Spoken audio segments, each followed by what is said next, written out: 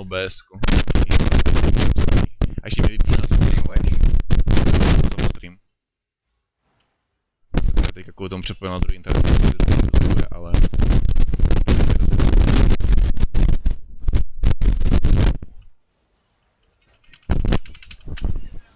Ale vlastně my máme Morganu s tím spaželem, to je super.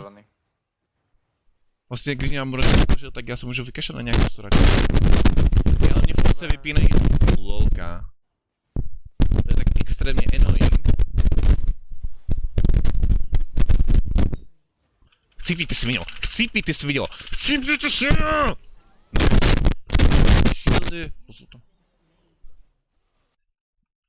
Hej, může přestat sakra to lolko dělat, tady toto hovadí. Hej, to je random problém, že ti to prostě vypíná zvuky. A problikává to. Furt. No ale já už nemůžu.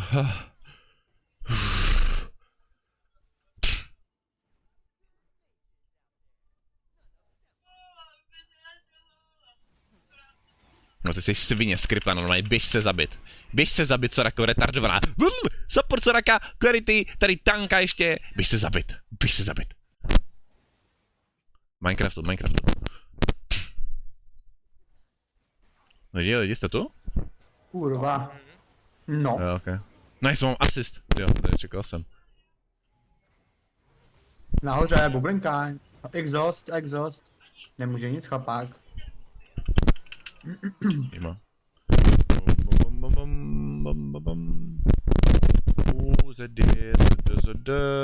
Kde máš Soraku, věsku?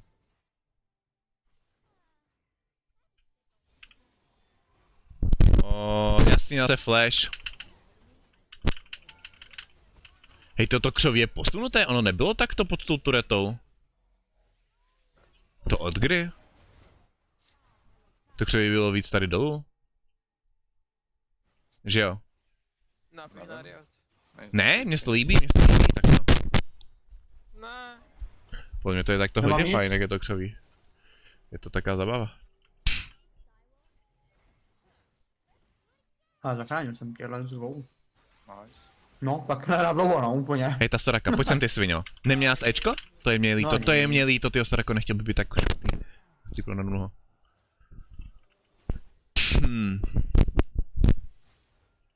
What a player. Já jsem nejhorší hráč na celé planetě.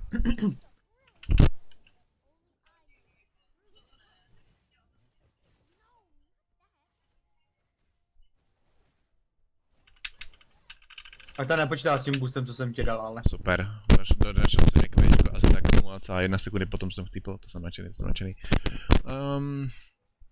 No, půjdu na Baron normálně. To je úplně jak duo, ty vole, Lundet a Kesha. Lundet je co? Nahoře. Lundet je vždycky Hanami, on hra nami. Aha. Nemám nic. A nic. Víc si nepomůžu. Nice. Ať jsou dobře. Hej, ty jsi taky idiot. Je na bordu. Ne, on se chtěl odběhnout dřív. Ježdu zautí, úta, do flashe ještě všechno, víc sam hoď, to je hovedin, dobře. Teďka pocípěte, where is your summoner spell a tvoje ulty na nice ult. Aha. Já posledně Stormstarter jako druhý, až potom budu stavět to. What a player. Městná je Ečko za Jarvana.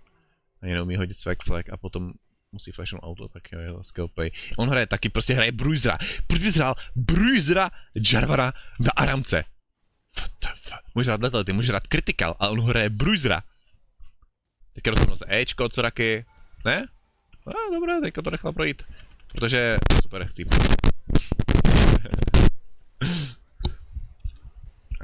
Jo, ani Darho jsem nedostal.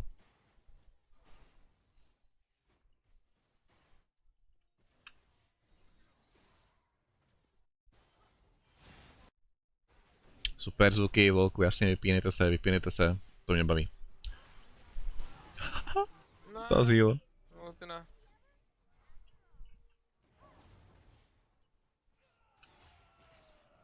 Je.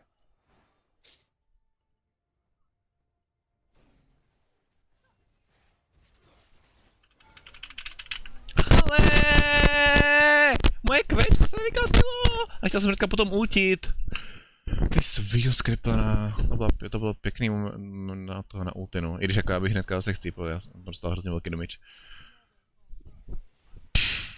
No moje kvečka, nevím jestli jsem ho vykastil, přišel jsem na něho kolikrát tak 7krát, potom jsem mě už dal, že se kastil, ale... Tak. Ale 100 HP navíc je furt lepší než nic. Mám kill?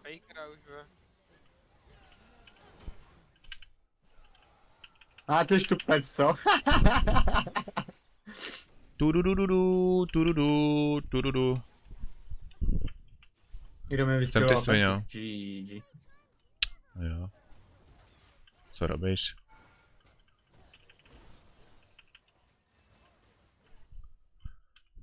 Jakého Saraka se mu reportit? No, je to pusy. Ona hraje tank item a se nechce bojí to portit sem. Tak to je insane. Tak to je insane hráč. Jsem mrtvej.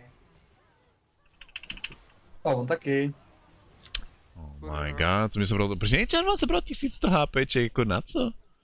Oh my god. Ne, nemám manu. Já jsem mohl radši stavit ten Rabadon. Nevím, jestli tam se radši stavit vypadá, že platí, ale... Oh, hraje Obel Mortius. Oh my fucking god, what the fuck? Já si říkal, že samozřejmě jako tady všichni budou hrát normálně toho papíry, ne? Jakože tady už někdo bude hrát tanka, nebude někdo takový gay, aby hrál tanka. No ne? Všetci sú tu gay.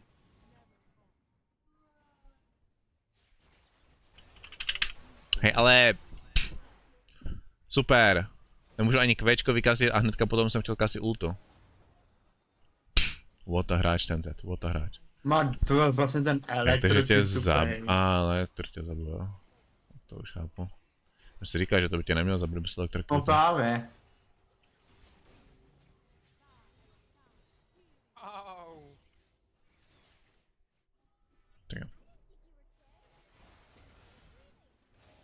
Ale Bokar mě celou dobu nevíme. Ale vždycky z ničeho nic dá nějaký kvečko, kde ti to Ne, dobře tě, já už jsem nějak moc naspídovaný s tím, s tou kuličkou, jsem hodil dvojtavé do zdě. Já jsem všetci tak krásně low. A ona mi to insta zrušila, ta skripera gejská Soraka! Já si kastím ultinu a ona se insta vykastí, protože dostanu hnedka silence, to je taký retardovaný spell, to Ečko, to se takový. Ale mě ono to nejde ani silencenout a trvá to třeba tak 4 sekundy.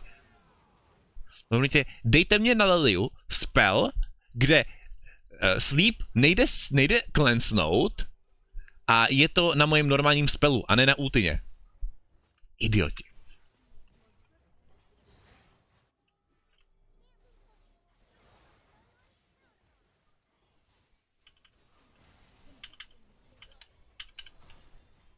Hele, jako spell shield dostaň, jasně. No, magic shield. Pěkné skošoty. On má knock up a dá mě autoatak. Jak se toto děje? Jak se toto stalo? Jak mě dal autoatak v knock upu? Dobrý. Já jsem hodil 2TVčko a insta jak doletěl, tak dostal knock up. Tak jak do řitě mě hodil autoatak v tom knock upu. To je cheater. Má hacky. Hraje bruisera a ještě k tomu má hacky. Tak to je cheater. Nice, pěkný kvečko. Počkej, si počkám na toho na drotku.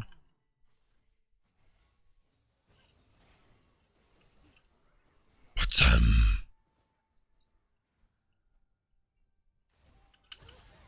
Dík.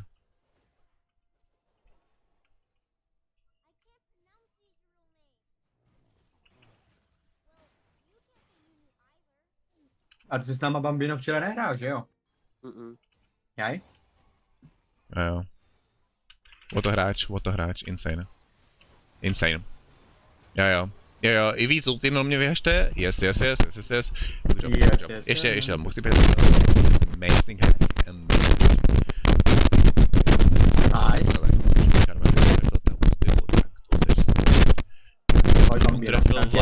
On trefil vlajku, počkej se, trefil, vlajku trefil, tak.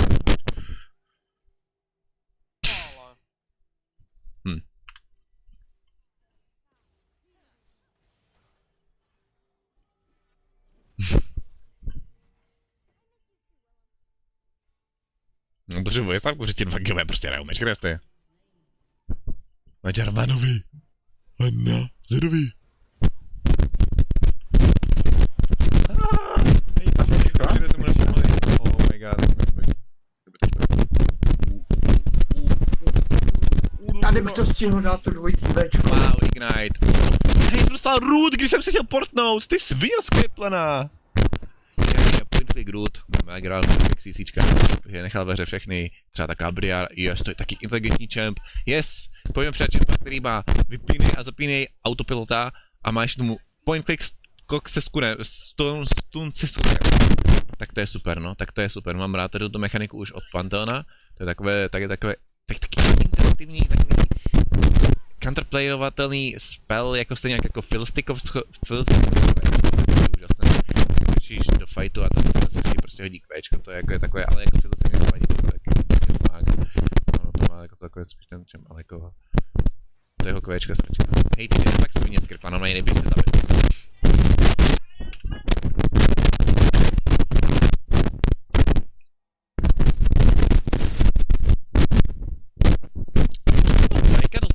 Za 1 sekundu 1100 damage a z toho 600 autoatakem. Za 1 sekundu jsem dostal autoatakem za 600. A Spectre Bambino.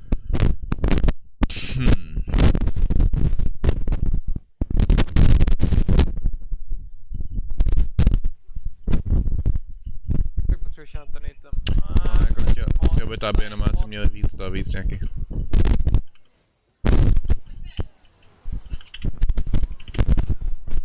Ježišmarja, on jako jak často má ty porty, měl tady ještě stín z jeho dvojitého Včka, tady měl další stín a on se portil jako 3.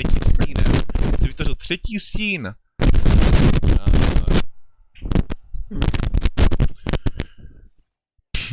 No, zapnu se ještě restream chat, že něco píše.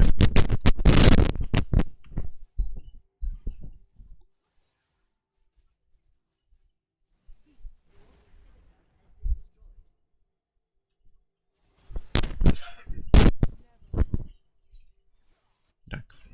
Teď jsem se měl. A dostanu se jen za té skriplené soraky, no ať teda zabije ten idiot, no hraje tak soraky.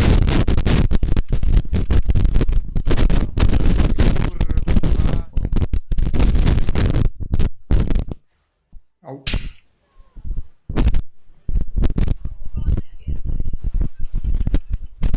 Pěkně, možná, bohužel. Máš ultimátku? No jo, bomba. Nejde. Kámo, to je jo, všem tam zbyde 10 HPček, Pojď Bambino, ukaž Já se. bych fakt úplně zakázal skriplené support no jako tank itemy, jako kdyby a tank itemy to byla hyperbole, jakože bych zakázal tank itemy, jo, jakože úplně tank itemy bych nezakázal, jako úplně ne, jako těch jako furt tanci nejsou zakázat, ale jako support itemy, jako proč by někdo stavěl tady ten item, řekněme, proč by to někdo stavěl, proč by to prostě někdo stavěl, lidi umře, shieldy, tak to je základ, a barboga do toho, tak to je fakt super,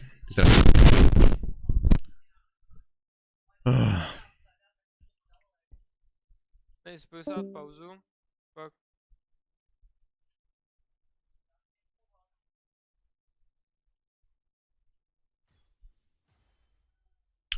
No. Proč jsem tě přestal slyšet? Říkal, že si budeš dát pauzu a pak? A pak si můžeme dát ještě. A ok. Dořekl jsi to, nebo se z něj úplně nějak sekl? Ne, já jsem sám jakože... A ok. Já jenom jsem se tak jak jestli mě to teda ani nějak nevypadává teda Discord, jak mě předtím vypadalo. Zvuk. Tak, když tak můžete napsat, jestli to pomůže. Ale lidi, sorry, jestli moc mluvím, jestli se vám to nelíbí, jako já, tak to občas volka. Upustíš, jakoby. Jo, tak.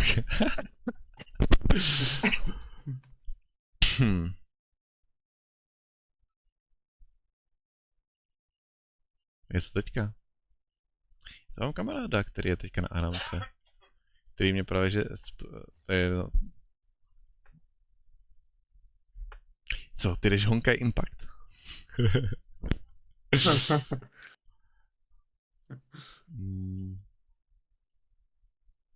Nevím.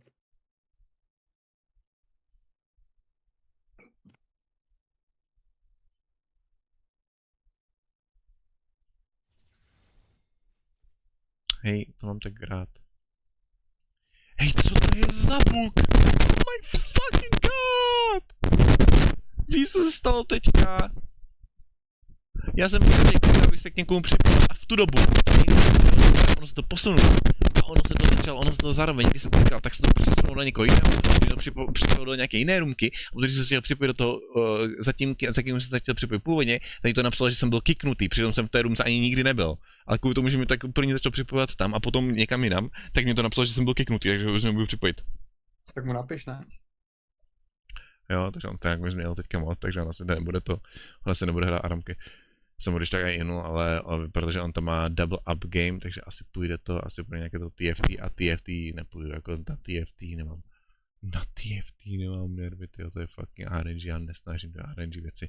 Když už něco RNG, tak když si zahraju Battlegroundy, myslím si, že Battlegroundy v Hearthstoneu jsou takové jako zábavnější než TFT, protože TFT to nepřijde ani nějak extra zábavné a je to otravné a je to taky RNG a je tam prostě málo místa, já prostě nesnáším, když je málo místa, když je málo místa ve friendlistu, když je málo místa na Discord servery, když je málo místa tam na té blbosti a teďka já potřebuju se rozhodnout, jestli jako tady to budu prodávat, protože mě to už nepadá poslední piece a potom ho prodám a hnedka další reel ho dostanu zase tam znova, takže ho můžu, takže tam už mohu mít na jako vylepšeného a uvolněné místo, ale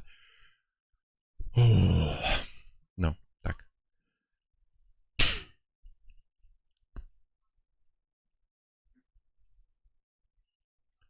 Takže já nevím, no. Asi se podívám na Zone Zero, no. A mě vytačí, že odešel tam ten člověk, sakra, ten Radis. Ten Radis, to byl on, co říkal, že Honkai Impact je stejný jak Genshin Impact, ne? Vůbec nevím. Já jsem si šel pro to jídlo. Napíšu mu. Hola. Já jsem mu to chtěl ukázat. Ale on čekal, že to nehrál, ne? Že se jenom dělal srandu nebo něco takového. No právě. Ale on říkal, že neví, jak to vypadá, tak jsem to chtěl ukázat.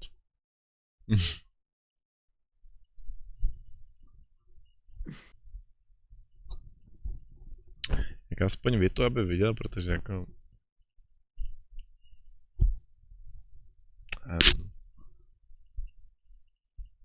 Jo. Ty já nevím, ty bavili jsme se to předtím spolu, že... Jo, to jsi předtím říkal. Předtím si říkal, jako, že to není jak moc to, že to není jak moc populární tady jako u nás. A já jsem dokázal říct, jako, že jo, jakože Honkai Impact není, protože za prvé, když to vycházelo, tak to bylo akorát na mobily.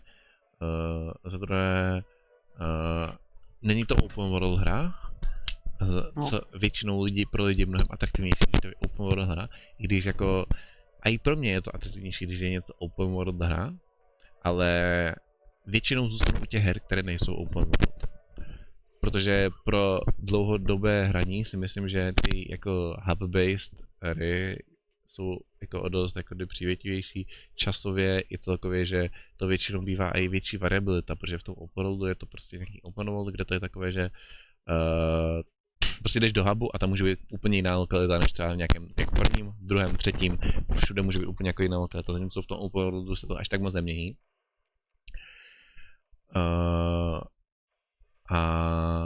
No a ty celkově i ty stage jako můžou být pěkně udělané, no, jako to už je takové, no, to je takové, že může být, nemusí, jako jako je tam na to větší potenciál, protože to tam můžou udělat nějak trošku víc uzavřeně. No i když jako zase tam je to takové, no nevím, tady to je jedno, ale prostě mám pocit, že do endgameu jako hlavně z hlediska časového je to výhodnější, protože ten opravdu je dobrý na takový, nějaký ten explore, jo, jako to jako je fajn nějakých těch prvních pár dní jako explore, ale je to takové, že prostě už to viděl několikrát, tak jako už to je takové, že ti to nějak, prostě, že to nevnímáš. No a potom za druhé, protože je to sci-fi, jako je to, tváří se to, ono je to podle mě, jako Honkai Impact je podle mě úplně perfektní kombinace fantasy a sci-fi. Protože když to jde taky vidět, že prostě se podíváš na jeden trailer, ten vypadá jak nějaké total sci-fi, teďka nějaký druhý trailer, ten vypadá jak nějaké total fantasy. Jo? Jo, počkej, co děláš? Já? No, Nic? nic, dobře, tak tomu člověk něco ukáže. Můžu? Můžeš. Takže za prvé 6.8 PV trailer. To si tu rozkliknu. A potom, jaký to byl? To byl 4.7 trailer. Já to bylo takové první 20 minut, tady napadly. Když jsem si řekl, jako...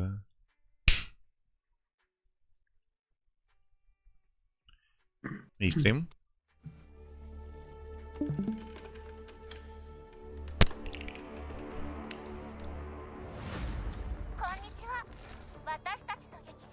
Když přemýšlím, že určitě tam bude i nějaký lepší příklad než tady tohoto, ale nevadí.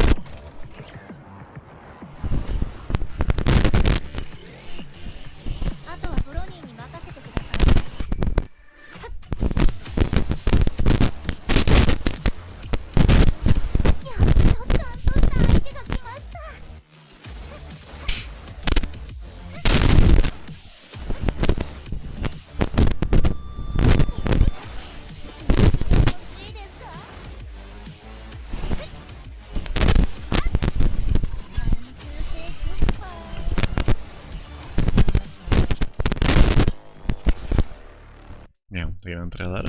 Teďka druhý trailer.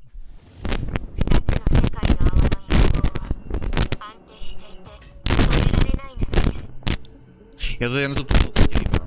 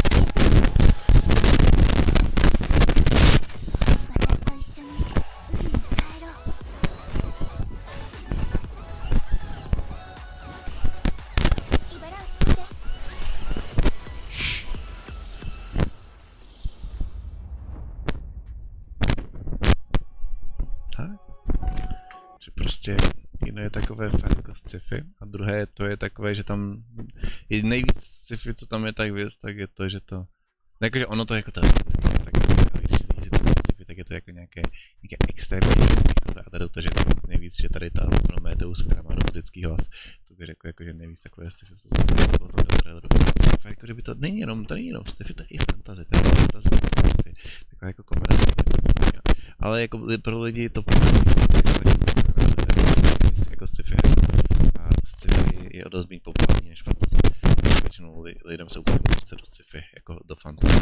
Jako mě taky, že prostě tak je to takové většinou takové bílo šedé barvy.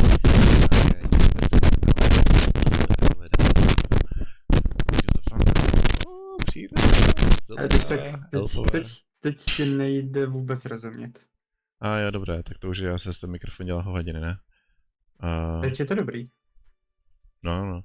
No, no, jakože sci-fi je nějaké jako bílé, šedé jako nějaká vesmírná loď a taky depresivní. A to je tak jako nic moc, jako mě se taky úplně do toho nechce. A potom, když máš fantazii, tak to je nějaké takové příroda. Hej, to tě, ono to zase toho praská.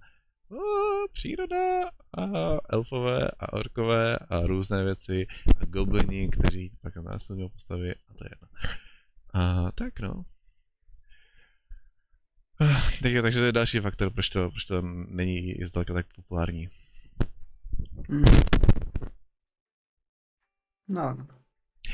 Ale Honkai Impact, na rozdíl od Genshin a Honkai Star Rail, si udržuje komunitu a celou dobu roste. Od té doby, co to vyšlo, tak to konstantně roste. Všech celých 8 let. Nebo nevím, jestli celých 8, celých 7, když jsem se na to dělal nějak přibližně před rokem. Zatímco jako třeba Genshin, ten tam jako někdy získal, potom zase ztratil hráče, potom zase jako získal a Honkai Star Rail to samé. Takže tak. Já bych to taky dropl, já bych to taky po chvilce dropl, ale věc, co mě třeba u toho udržela z začátku, tak bylo to, že jsem měl hrozně štěstí, že tam zrovna v tu dobu byl takový event, kde jsi prostě měl, dostal si battlesuit s nějakým daným gearem, nemohl jsi to nějak upravovat a měl jsi zabít bosse do 5 minut. A bylo to fakt těžké, jako tam si musel dodgedout téměř všechno, jako prostě zabil na 2 hity, většinou. A jakmile si, a navíc si musel dávat ještě perfect dodge u nějakých fightů, abys dostával bonus SP a abys potom měl ultinu na to, abys dostal ty damage, abys ho stihl v těch 5 minutách. To bylo docela těsné. A to mě hrozně bavilo a právě tam jsem taky objevil tu Stygian Nymph Sele. Ona je tady dokonce v tomto traileru, tady toto je ten její prostě Stygian Nymph. A tady je Starka Zony? No? Já si skočím na základ, já potřebuji srát jak se... Jo. Jsem tomu.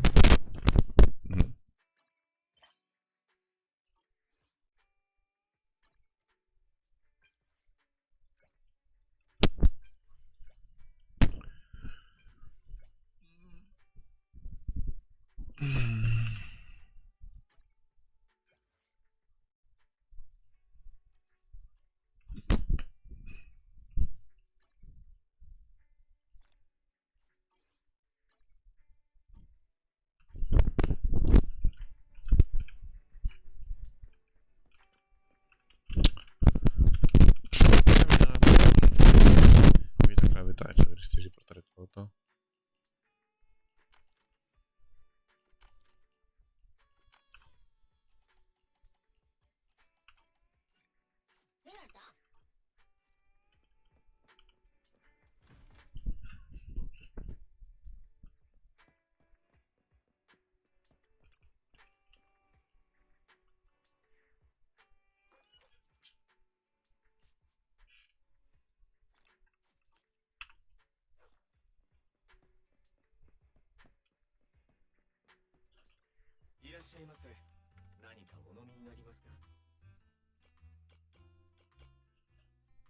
Jo, já nevím, co tady chci.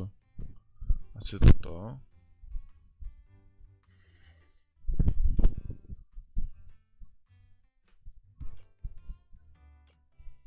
A zkusím toto, co z toho dostanu. Za boost.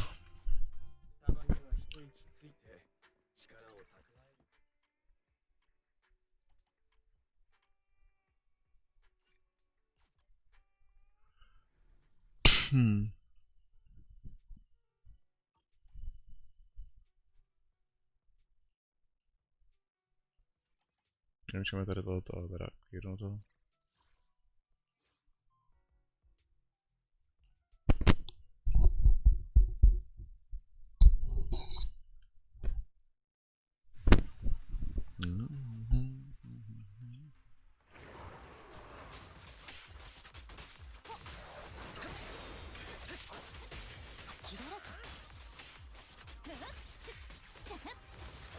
Já nevím, jakou mám to, jakou mám...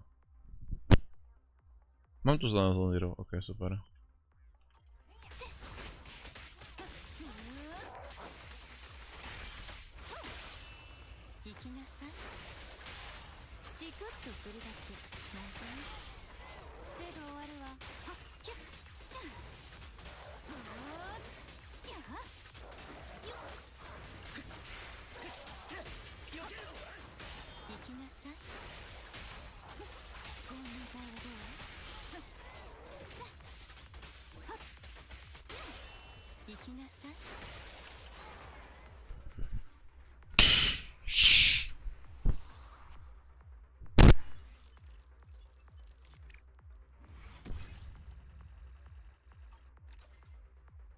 Mám vzhledem plus 3.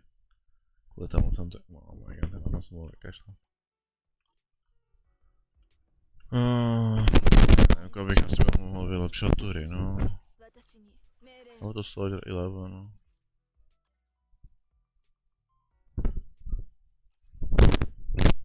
Ale já co tu Burnis? Nebo doufám, že tu Burnis dostanu, ale asi nedostanu, no, takže spíš Rino budu vylepšovat, takže můžu to vykraftit nějaké. Mám jich dost, tak to půjdu.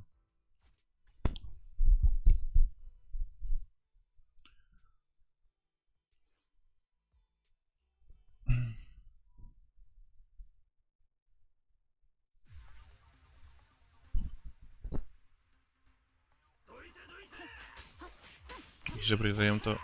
Protože to většinou bývají jako vulnerable na fyziku, ne?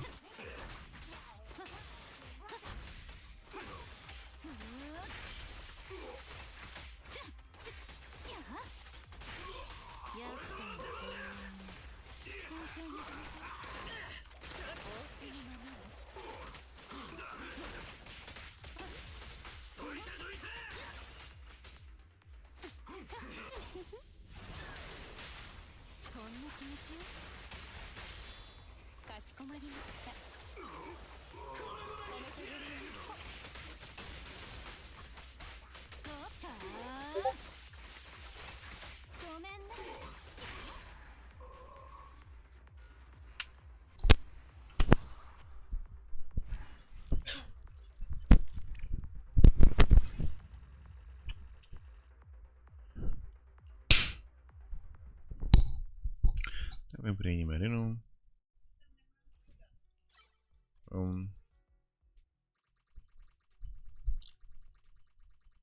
Jako má to... Asi nemá moc jako smysl. Ještě tady nějak víc. Score member spell ratio increases together with Rina's by 25% of Rina's spell ratio plus 7.5 up to... What? Počkat, takže na Rině jsou něco největší pen ratio. Ok.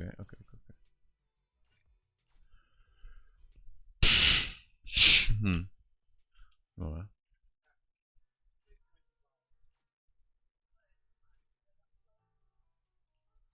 可能よ。よっしゃあんたが任務か俺も連れてってくれ。わたんな。わたんな。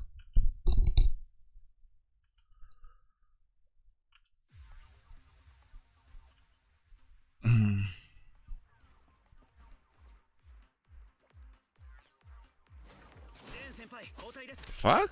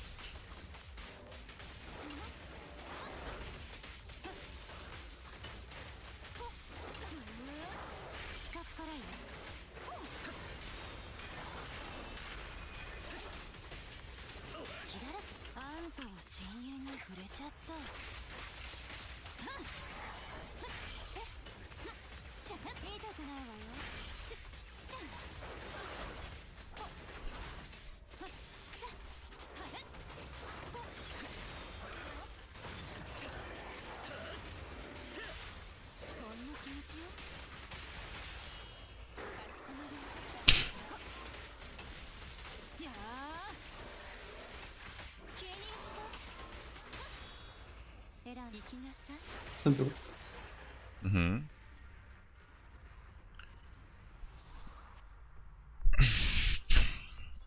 Si zase něco najít, protože já nemůžu mluvit ani.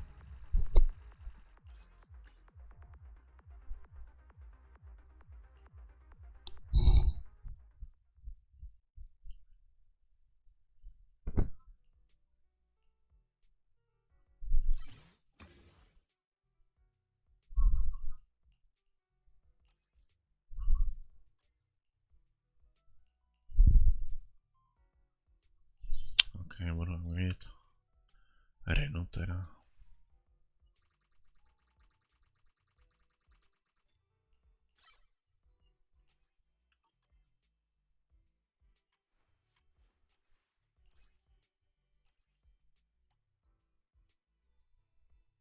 Jo, počkej, to streamuješ. Je takhle.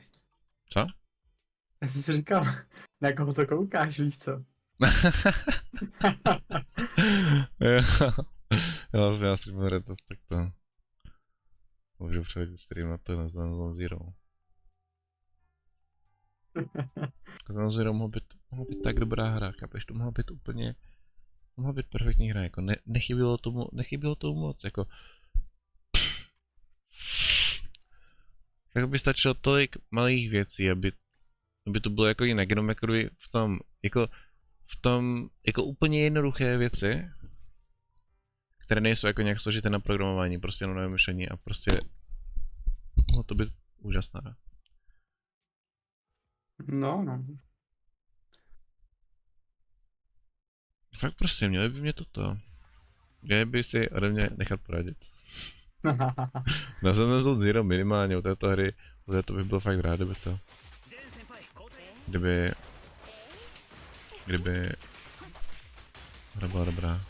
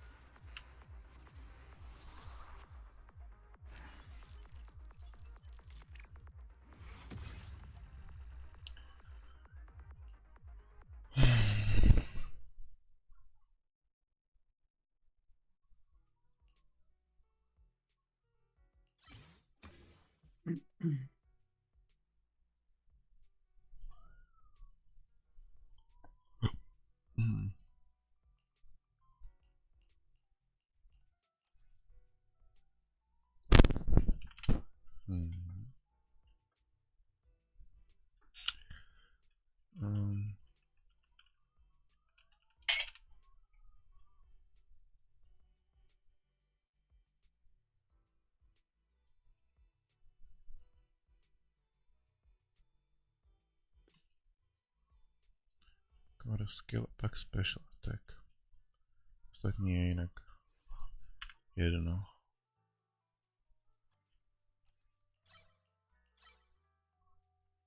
Okay.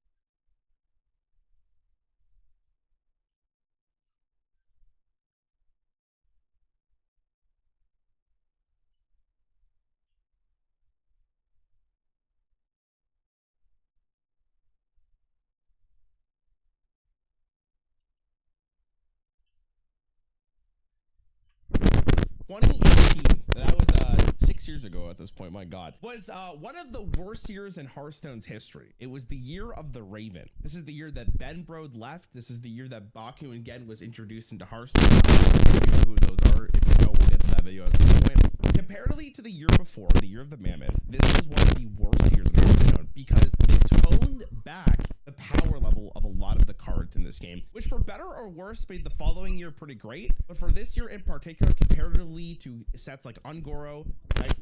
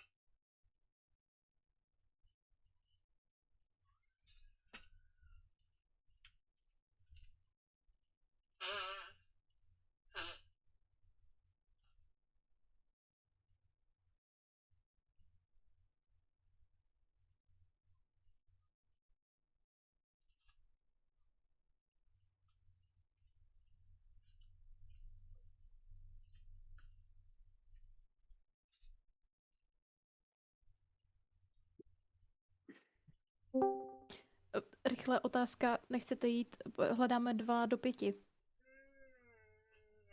Jakoby já můžu. Jo? Tak ať Určitě. jenom pozvu na můj server Zas, a zase na nějaký jiný chápu. ano. Tak jo.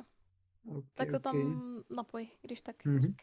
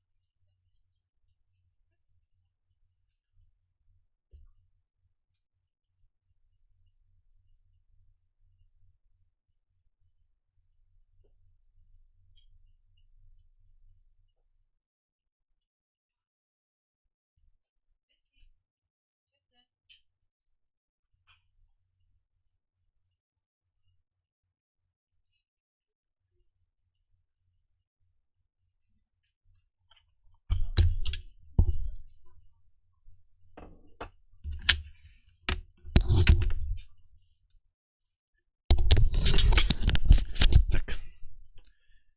Jsem tu. Oh, okay.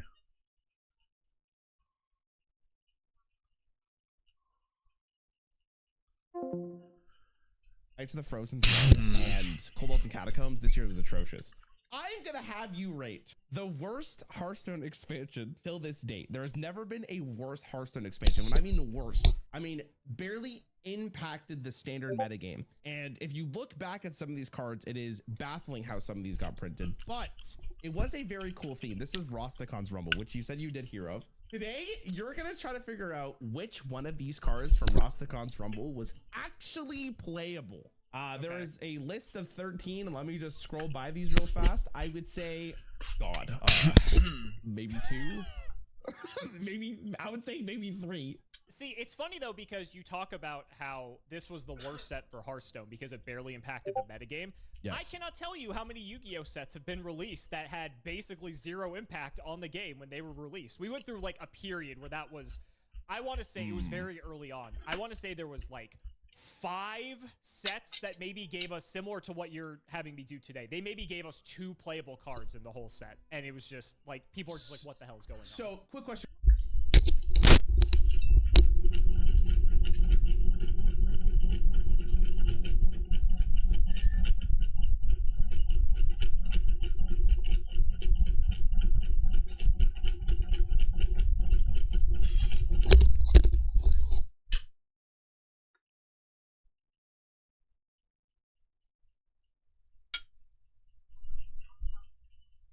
For you, what year or what years I should say was that for Yu-Gi-Oh? That was like the GX era, so that was like 2006 to 2008. No, probably not that late. Yeah, probably like 2006 era for sure. Interesting. Okay, well, here's the thing about Hearthstone, right? Is we have a standard rotation.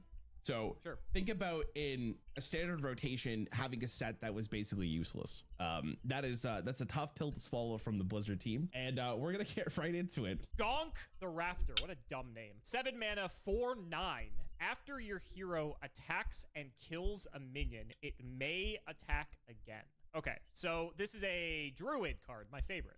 Yeah. You have to, if I remember correctly, the Druid hero power gives you +1 attack, +1 armor. Yes. I will say, just for context, like there were other cards that allowed you to gain more attack. I'm not in love with this because Why it not? technically is it's technically a 7 mana like do nothing, because like you can't even, unless you already have, because if I recall with the hero power, the attack only lasts for the turn, right? And you just gain the armor permanently. Yes. Right?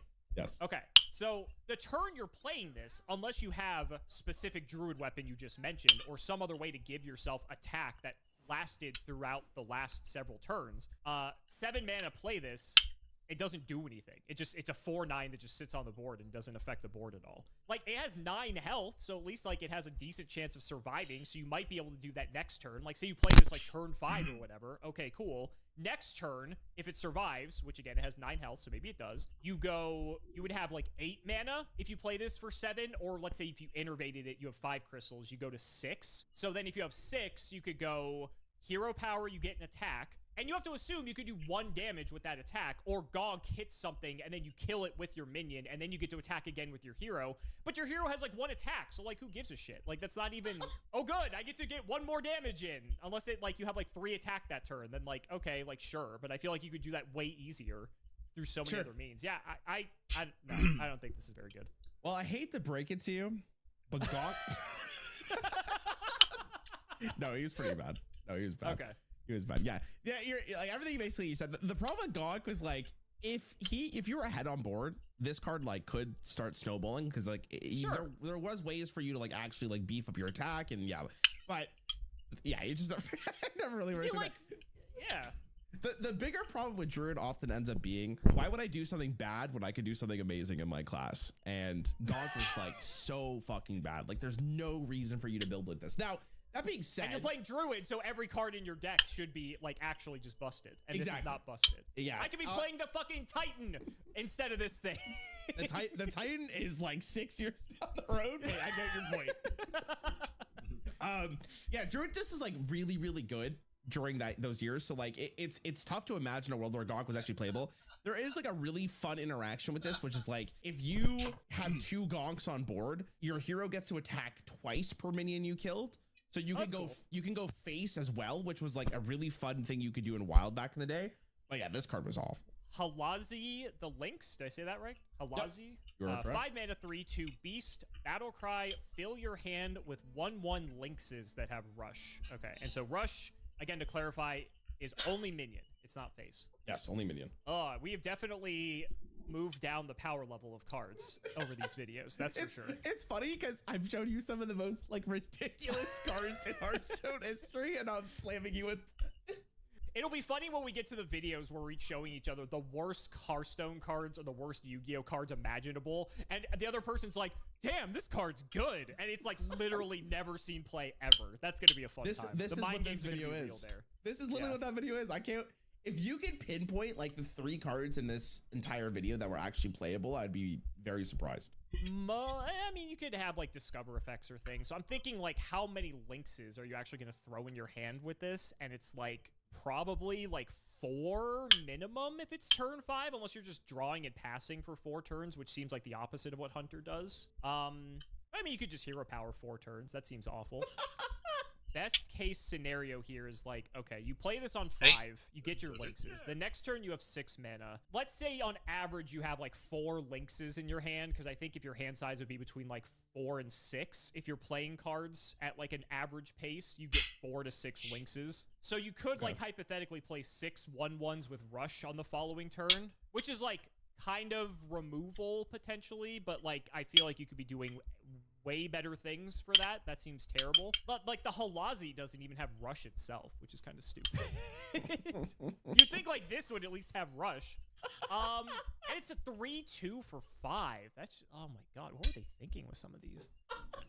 Yeah, I'm not seeing it with this one. Okay, I'm not seeing it. I just want to say it's very funny, like knowing you have to rate them, like to find the good ones, and you know these cards are bad. It's funny to hear the response to these. Like it is, it's making me laugh the whole time. Halazi's interesting. Like it's one of the few cards that was probably not great during Rumble, but it ended up actually seeing somewhat play for a different card that was released 2 expansions later. So there was a Hunter West that said if you summon 20 minions, your hero powers change to give your minions +2 attack. So it ended up being okay, sure. Yeah. So if you leave the Lynxes on board, like they're a constant threat, and that was like a good reload mechanic and also gave you more minions to summon. But Halazi never really found like a great spot to be in until that moment. Was it a bad card? Like, is it anywhere close to Gonk? No. Like people did play this card, but like I wouldn't call it one of the better Loas. It was just a okay card. Boy, the names. Janalai? Okay. The Dragonhawk. 7 mana 4/4 beast. Battle cry. If your hero power dealt 8 damage this game, summon Ragnaros. Ragnaros is, I think I know that guy. Isn't that the 8/8 that does 8? Isn't that what that is? Yeah, you're right. Yeah. Holy shit. Yeah. That's pretty good considering you get 7 mana 12/12 worth of stats, and Ragnaros is also just good. The biggest problem here that I see is the fact that you have to deal 8 damage with your hero power, and Mage only deals 1 damage with its hero power per turn. I don't even recall if Mage has things that buff its hero power. Do I get any clues for that? Well, it's funny that you ask because they did print cards. Hold up. You already had it ready. I did. You already had it ready. I was gonna wait to see if you're gonna ask that question. I was gonna show you regardless, but yeah, those are the 2 like real supporting cards they had for it. Okay. So Daring Fire Eater, Battle Cry, your next hero power this turn deals 2 damage, and then Spirit of the Dragon. This card looks sick. Spirit of the Dragonhawk, 2 mana 0/3 stealth for a turn. Your hero power also targets adjacent minions. It seems very reasonable to get to 8 damage if you have these cards, but the problem is you have to hope to see these cards. Otherwise, Sure. it's not possible, at least on curve is what I'm thinking. Like, I'm trying to see if I can consistently get to this on curve. And if you don't see either of these cards, which 30 card deck, there's 2 copies of each, so there's 4. So 4 and 30 is like a 1 in 7. But if you don't see any of them, if you hero power every single turn for 6 turns, you're still 2 damage short by the time you drop that on 7. Unless you're okay with that, and as long as you just get out Ragnaros, like you just win the game. I think this one, I think this one's better than the other 2. Okay. Well, I'm gonna throw one more card in here just to give you a little bit more context of what was in standard. I mean, that seems kind of crazy, especially especially with when you throw the death item, because you get a 3/6 water elemental immediately, and then if this kills a minion, you also get to summon a water elemental. Water elemental was already like a good card from like old Hearthstone, so the fact that you just like get these for free is crazy. I was already leaning towards this being good before you even showed me that, for the record. So I'm going to say, I feel like this was probably one of the playable ones. I feel like this was playable. You got fucking baited, bitch. It's awful. No! How? Okay, tell me how this is it, like I said, is it just you can't do it consistently enough? So, like, here's the problem is you're spending 2 mana, like, virtually on a turn to use your hero power, right? Which, in this current time of Hearthstone, isn't the greatest. Like, you don't want to be doing that unless, obviously, you play Frostless Jaina. So, are you really going to try to build your deck around a legendary that you can only run 1 copy of in the hopes that you draw it early enough so that Rag can actually do something? Probably not. Like, especially because since I played old Hearthstone, like, I remember, like, there would just be times where just playing very slow mage where you're just like pinging a turn and just like playing a thing that was like defensible, and that was like kind of just the way the older like some of the older mage decks played. So I think looking at it that way, and it's like, oh, there are some of these cards to support it, but no, I mean, what you said makes sense. I just think like I think the biggest part of it for me was thinking Rag was being out of rotation was like that was like the reason to play this card. It's like, oh, sick, I have this way to get back to like one of Hearthstone's like arguably best cards. Oh, 25. That's huge. All right. Shervala the Tiger. It's kind of a cool first name, and then it's just the Tiger. I thought it'd be something cooler than that. All right. 25/7/5 beast with Divine Shield, Rush, and Lifesteal. Costs 1 less mana for each mana you've spent on spells. Okay, so hypothetically, if I've spent... Oh, God. That's a lot. Okay. And it has to be spells, and this is Paladin? I mean, Paladin plays spells, but Paladin's obviously very, like, minion-focused, too. Yeah, I will say, like... I feel like if this was in, like, Mage, this would be insane. It still might be insane for Paladin, but just any class that's, like, way more spell-focused, I feel like this would be way more insane, potentially. Yeah, okay, fair. I get what you mean. You need to at least cast 15 mana worth just to get this to a point where you could actually play it. So clearly you'd want to play more than that. You obviously want to play this for free. Like, if you can cast 25 mana worth of spells and just drop a 0 mana 7/5 with Divine Shield, Rush, and Lifesteal, that seems pretty damn good. And if I've learned anything from doing these videos with you, things that have, like, mana reduction abilities usually get, like, errated or banned in some instances. Paladin doesn't usually have, like, super expensive spells. I feel like they're usually expensive minions. Like, I feel like the most I've seen a Paladin spell cost is, like, 5 or 6, maybe. Okay. From what I can recall. And I think that was, like, summon... Like, isn't there some Paladin spell that's, like, 5 mana, summon 5 1/1s or something? Yes, there is. I think at that point that was rotated out, though. Also, if you draw this, like, in your opening hand, like, this card is just, like, awful. This is gonna do nothing for you. And, like, that could be one of those instances where it's, like, you just lose the game because you have this, and your other 2 cards are just, like, not very good, and you're like, fuck, I wish this was, like, any other card in my deck besides this.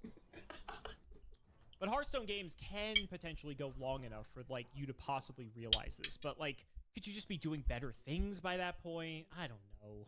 I don't think it's consistent enough. That's what I'm going to say. So I'm going to go with that it's not very good. Okay. This one's actually kind of a roller coaster here. Okay. The deck that you're thinking about didn't really, like, work out. Okay. It's not like Shervala's a bad card. It's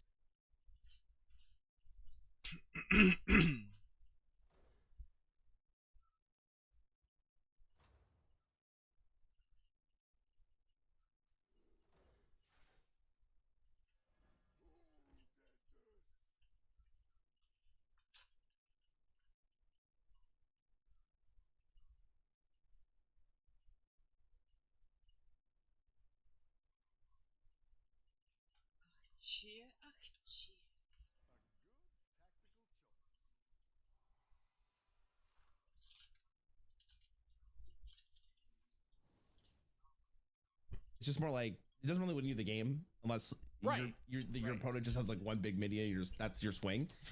There was a deck from Rise of Shadows onwards because they needed a card called Baleful Banker that shuffles a copy of a minion back into your deck. And the reason why that is relevant is because in Classic, Paladin has this card. Draw a card and deal damage equal to its cost. So you might think at first glance it's whatever its cost reduction is, but it actually sends 25 damage to whatever you point it at. And that's insane.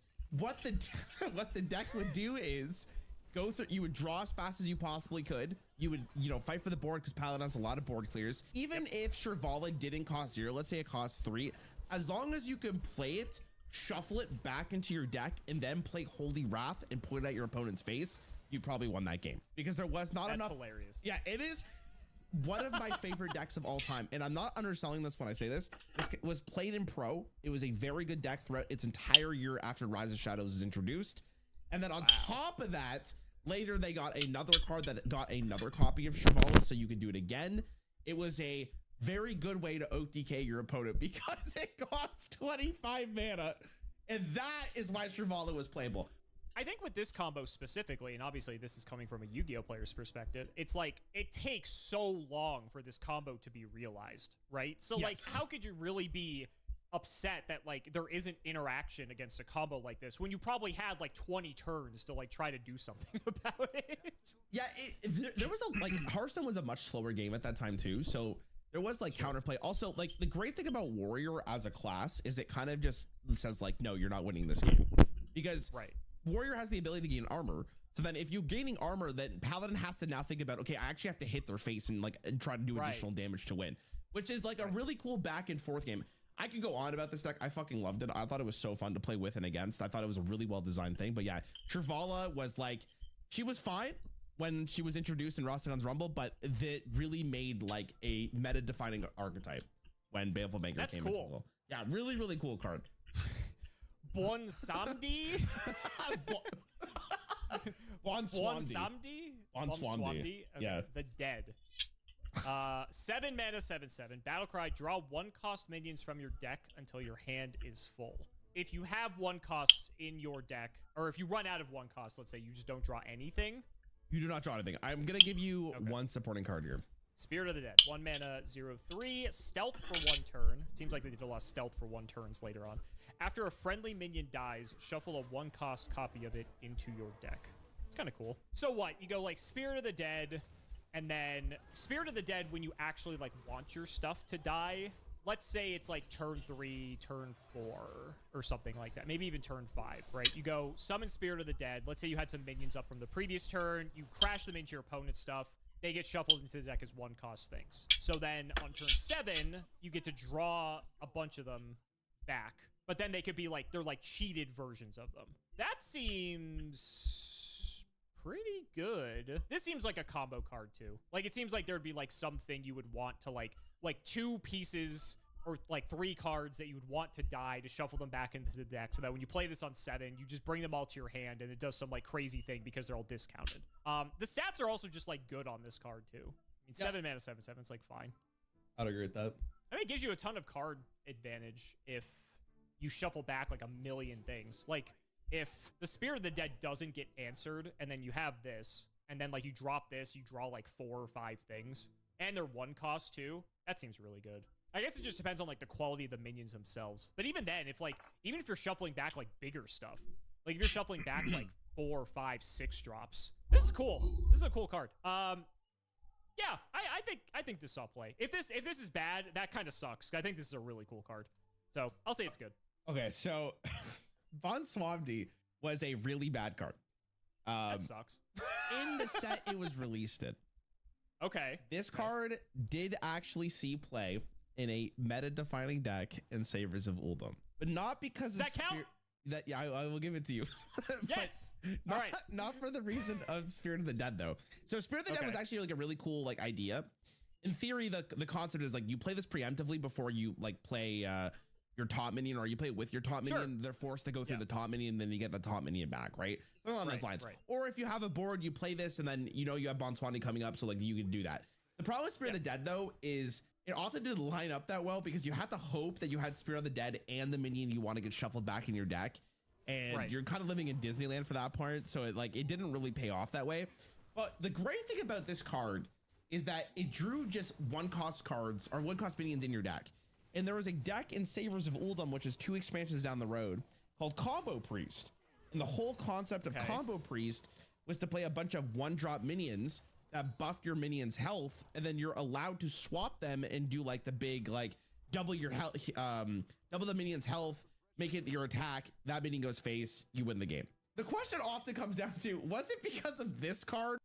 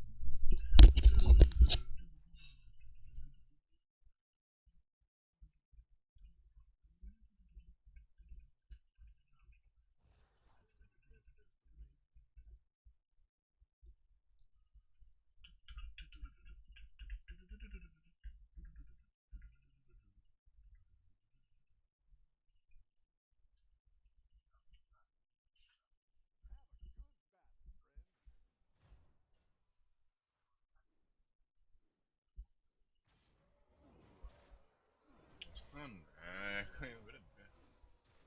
To je úplně mega unlucky matchup, to je prostě úplně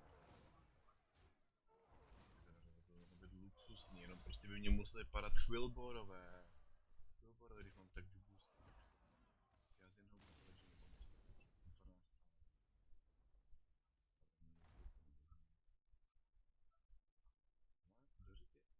On je zase zbugovaný. Mám záznam.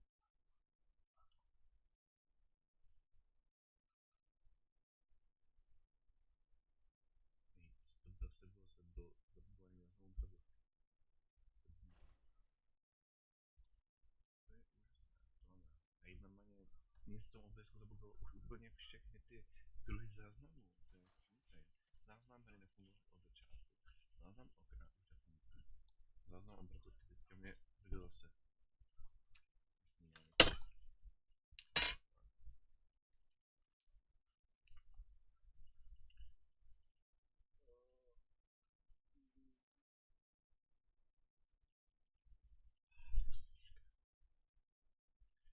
Mě většinou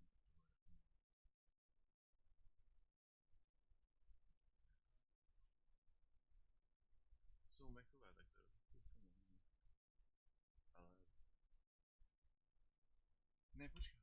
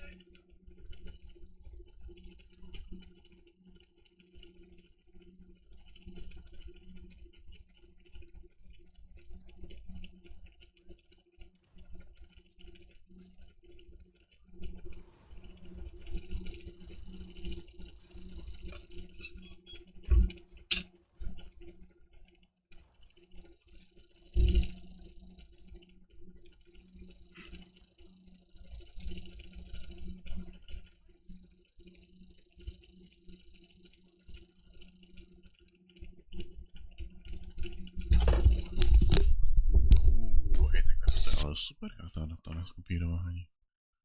Wait, let's go, tady tohle je krásné. Takže tak, tak, tak a tak. Tady to si skopíruju.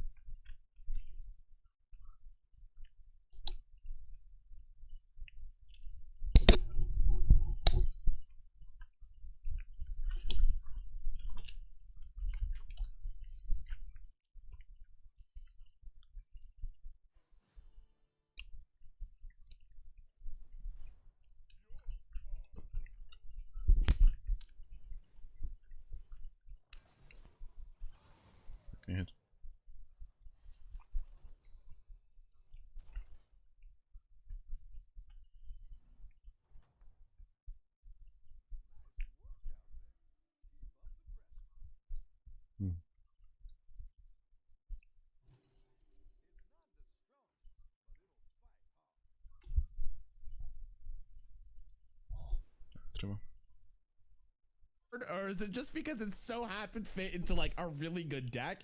I guess it's up for the YouTube comments, but I will give it to you because it did see play in a meta deck. Grarl the shark. Didn't even look like a shark at first, but then I see the fins and What the everything. fuck? 5 mana 2/2. That seems shit. Battle Cry, eat a minion in your deck and gain its stats. Death Rattle, add it to your Umrę hand. prostě. Okay. There could still be some I mean, it's Rogue. Like, Rogue is obviously combo focused. Like, because there could be some dumb deck that's like, oh, I'm going to play Grarl and one other minion in my deck, right? And then I'm just going to Grarl eat that minion, and it's like a 30-30. Holy and shit. And then I can, like, somehow make it, like, hit face, because I can give it, you know, some ability to, like, either have charge or, like, do, like, some way to deal 30 damage or some shit. So it's funny that you actually mentioned that. I'm going to show you this card as well. 4 mana 20/20, the Darkness. Oh, what a foreboding name. It starts dormant. Technically, Grarl could eat the Darkness, which sounds very funny. Become a 22/22, which still doesn't one-shot. You would still have to get 8 more damage in somehow. Right. And then there's the second effect about being able to add stuff to the hand. And we've talked about this before. I mean, like, the problem with these... Well, I don't know. This has gone all over the place. Because when I was evaluating Nessie, apparently Nessie's the greatest card ever printed, which does this. But it only adds 3... It adds 3 things, and they're pirates specifically, where this adds any card in your hand. If you're playing a regular deck and you play this, you're losing a card from your deck that's something that's probably good. You're going to gain stats, and if it rolls low... it's going to be like a really bad stat line. Like if you hit like a 1-drop, a 2-drop, a 3-drop, then this thing might only be like a 5/5 at max or something. Which, like, great. A 5/5 that just did nothing. That's fantastic. Which is why I think this is a combo card. I think that's like the only real way you play with this. Okay. That's fair. And then like when you show me the Darkness, like even then, like we've talked about Disneyland a lot in this video. Like this also seems like another Disneyland scenario because you need to draw Grarl, you need to not draw the Darkness, and then you still don't kill them because you still need to find a way to give this thing charge or some way for this thing to deal all of its damage to the opponent. And then you still have to deal 8 damage on top of that because they're at 30 and not 22. If this is some dumb combo enabler, cool. If not, I don't know. I think people are reaching with this one. I think people are reaching with this one. I don't think it's good. Yeah, you're entirely correct. This card's awful. Okay, good. The bigger problem, and I legitimately think this could have solved a lot of its issues, is that if you silence the card, like you silence the shark, it is one of the worst cards you've ever seen in your life. Yeah. Because not only did you lose a minion from your deck, but then you lose the stats. You also lose the stats. So like maybe the way to design this was eat the minion and like I'm not saying artificially, like inherently you just gain the stats, like it's not a buff, like your minion just becomes a bigger minion. Like the original stats become that. Yeah, exactly. Like maybe that would have solved the problem because at least if it's silenced, at least you get the stats on board. But oh my god, it was so bad. Kragwa, the frog. Yes. I love shaman cards. Shaman cards are so Shamans fun. are dope. All right, 6 mana 4/6. That's like an okay stat line. Nice. Battle Cry, return all spells you played last turn to your hand. To So in k Yu-Gi-Oh, ničemu. there's a card called Magician of Faith. Jako- The Magician of Faith is a flip monster that when it's flipped up, you add a spell back to your hand. And this is when Pot of Greed was legal, so you could literally loot Pot of Greed, which was absolutely broken. But that's like obviously like year 1, year 2 Yu-Gi-Oh. And you're able to like abuse that like over and over again. So if there's like some hypothetical way that you can make Kragwa like 0 cost, and then you can keep bouncing like your good spells back to your hand or like duplicated or some bullshit. Like it could be some combo enabler. If you play like a spell or 2 on 5, play this on 6, you get like +2 cards back. But like by Hearthstone standards, that's like whatever. There could be some combo gimmick that like there's this really powerful 2-card combo similar to the what is it? Similar to the Paladin one. Right? It could be that there's some combo and like Kragwa lets you recycle the combo. You still have to pay for the cards though. So even if you play this like late game, if you go like turn 8, do your thing, turn 9, play Kragwa, get them back, then like turn 10, you might be able to play them again, assuming they're not like overloaded. I'm gonna like kind of like not walk you through this because you have the good thought process here, but I'm gonna like probably ask you this question. How many spells do you need to get back for this card to be worth it? Like I think it depends on the quality of the spells, right? Like okay, if you have a turn, let's go back to Disneyland. Okay. Get in the car. We're driving. Okay. If you go like turn 9, I'm gonna play 5 spells. I'm gonna play like two cost spells and like a 1 cost spell that do like a bunch of shit. And then like Krogwa, you bring them all back, right? Okay. And then like maybe do Nice. that again. That's great. You had to use like 6 cards for that combo. Okay. So I think it just depends on like what those spells are really doing. Because if you're playing 2 really strong, high quality spells, then that could be fine. Or, which is why I asked you about Lightning Storm. If you Lightning Storm the board, clear everything. I don't know if there's a better board wipe that Shaman has, but bear with me. So you clear the board, and then Krogwa, like you get Lightning Storm back again. Then it's really difficult for like the super go wide decks like Paladin and such to possibly reestablish, because now it's like, oh, you got your Lightning Storm back or whatever. Here's what I'm gonna do for you. I told you that out of the Loas, there's like 3 that were playable. Okay. Yes. I've already told you 2, which was Shirvala and Bond Swamsters. Are we gonna go to the rest of them, and then I can at least see I was gonna what else say we're working with? before you give me your guess, let me show you the other 2, and then you can give me your guess. Okay, let me show you Warlock. That's fair. Hirik the Bat, 8 mana, 1/1. Battlecry, fill your board with copies of this minion. So it's an 8 mana 7/7 worth of stats. Yeah. So before you're like, what the hell is this? Let me give you some supporting cards here, so it doesn't just look like it's the worst piece of shit on the planet. Hold on. Because I know Well, Hearthstone has stuff to like buff cards in hand, right? After a friendly minion dies, give a minion in your hand +1/+1. Okay. Hold on. I'm giving you more. You're just giving me more bait. No, I'm just giving you like, because obviously The bait and tackle store is open, everyone. imagine I gave you an 8 mana 1/1 and I said, is this card good? I feel like that's not really helping that guy's case at all. Destroy a friendly minion, give your minions +1/+1. Okay. The Disneyland thing I think is real in this set, because the problem with this is that, okay, so like Grim Rally, if you have Grim Rally plus Harik, Soul Infusion, give the leftmost minion in your hand +2/+2. The problem I see is that you need so many things to go right for this to work. Because let's say you go Harik and you just go Grim Rally. You have 7 guys, so you pop 1 to give everything else +2/+2. Which none of these things have like rush or charge or anything, so you still have to wait a whole turn. So you're summoning a bunch of 1/1s that do nothing. Okay, show me the other one. Okay, yeah. You said I get to see all 3. You said I get to see all 3. As you can probably guess, Hyreek the Bat is not really in the competition here. He's kind of just Okay, good. I was like, can it get worse than this? Because I'd be interested to see. that might be one of the worst cards ever in this game, if I'm gonna be honest. Okay, sorry. Okay, Akali the Rhino. This card looks cool.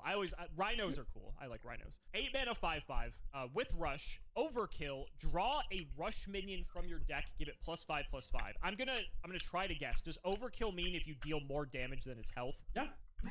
But you have to kill it. You have to kill it. You have to kill it. Sure. Actually, I like that mechanic. I don't know why I think I don't know why I said that, because obviously if you do more damage than its health, it dies. But I'm just like if it has like some like immune effect or like divine shield or something. Sure. Yeah. Okay. Yeah. That you know what? Okay. You're so right. You're so right. Divine shield. Yeah, you're so right. This costs 8. Ugh. I mean, If this was like a 5 mana 5/5, I feel like this would be way better. But 8? Like there's way better yeah, stuff. but you get a rush minion with +5/+5. So like it's almost like an 8 mana 10/10 if you think about it, right? But you also have to kill one of your opponent's minions. That's so, also like, true. Yes, I know. Like, I know you want to drop this, and then ideally the best case scenario, which I seem to be saying a lot in this episode, but the best case scenario is your opponent has something that you can kill with this that has 4 or less health, unless there's like buffs involved, whatever. Right. Yeah, but the concept, like, I guess you really this is a good like question is like, how good do you think the overkill keyword truly is? That's what this card comes down to. Sure. Well, it's better than Harik the Bat, I can tell you that. No, but hold on. Imagine you're going against a Warlock, and they play Hyreek the Bat, and then you play Akali into their bat. Is it like... Well, you were going to win that game anyway, so it doesn't matter that you're playing Akali.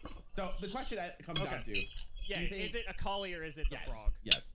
Akali the frog. Going based off vibes, I just like the frog better just because it's the frog. I mean, I like rhinos too, but he looks so funny. Krogwa looks so funny. Yeah, he's fucking amazing. I think like one thing that I like about Krogwa is that at least you have more agency over how good it potentially can be, because my biggest issue with Akali is that it needs to be able to overkill something for it to be useful at all. And at 8 mana, is that the best thing that you could be doing in Warrior at 8? Where like No. Kragwa, it's like a lot more proactive in the sense that's like you're picking the spells in your deck. You're picking like when to use Kragwa to get those spells back. So it's like flexible that way. Where if your opponent doesn't have something for you to overkill, Akali just like is an 8 mana 5/5, and then you're just like, why am I playing this card? Like I could be doing 5 other things than actually playing this worthless Rhino that looks really cool. So based off that, I will happily be wrong here, and I will say that I think Kragwa is better than Akali. All right, let's go through the 3 of them here. Let's start off with Hyreek, the GOAT. Arguably the worst card I've ever seen in my life. It's still funny looking back on it. What But, were like, they thinking with this? Great Like, question. Great question. Couldn't answer that question at all. It is. So unironically, the one card that is playable from the Warlock ones I showed you is Grim Rally. Grim Rally actually Ooh, ended up being pretty nice. good. Soul Infusion like kind of saw play because of another card, but Grim Rally was Grim actually Rally seems fine. very Yeah, playable Grim card. Rally seems good. Yeah, Hyreek, I don't know what their concept was. I really wish I knew because I think it's funny. There is a card that was released the next expansion called Plague of Flames, which says destroy all your minions on board and kill a random minion for each one that was destroyed. So you can see that combo because it was 1 mana for that spell. So you gotta see where like that one kind of works out. But yeah, let's be real here. Hyreek is never making it. Akali. Okay, so Akali had potential and it was like somewhat played, but the biggest problem is overkill. Now, this is like a different discussion, but the overkill keyword is pretty bad because if your entire basis of a card is overkilling a minion, that means if there's no minion or a minion you can't overkill, the card is fucking awful. It's awful. Yeah. Kragwa actually was just good. Like, even if you brought back 2 spells, the spells you're putting into your deck are often just played because, you know, you're putting them in your deck. So Right, it just like ended Hex or, you know, yeah, just it just- anything like that. it just Yeah. ended up being good. Like, that's the great thing about Kragwa. It's like the worst case scenario is you're playing a 6 mana 4/6 with no spells. But you could often just read it as like 6 mana 4/6, add 2 spells from your deck, and like that's not bad. Like you'd probably play that in Rosticon's Rumble. So it ended up being good. And it's weird because they brought him back in the core set, I think last year, and he was actually played a little bit because of the additional value that he can provide. There are 4 other cards I do want to show you because again, this is the worst set in Hearthstone history. But the card I'm about to show you is one of the most interesting cards. Tak to tomu jde do řitě.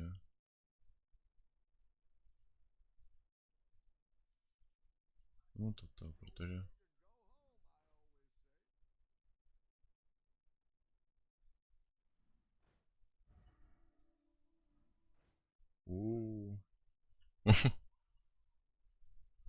Ale potřebuji asi.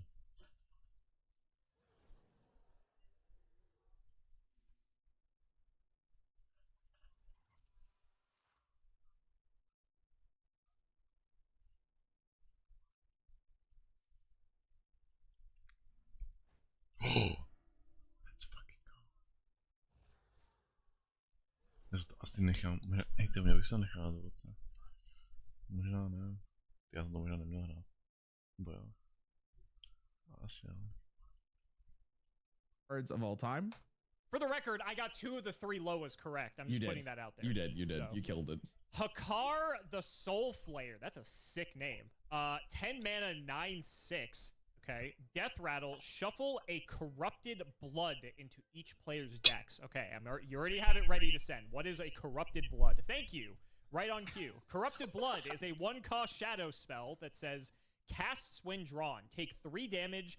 After you draw, shuffle 2 copies of this into your deck. I'm not even a Warcraft guy, but apparently in World of Warcraft, Hakar released like a disease across the Warcraft, and that's what this card's based on. And it's the same kind of concept of Hakar would shuffle Corrupted Bloods in your deck.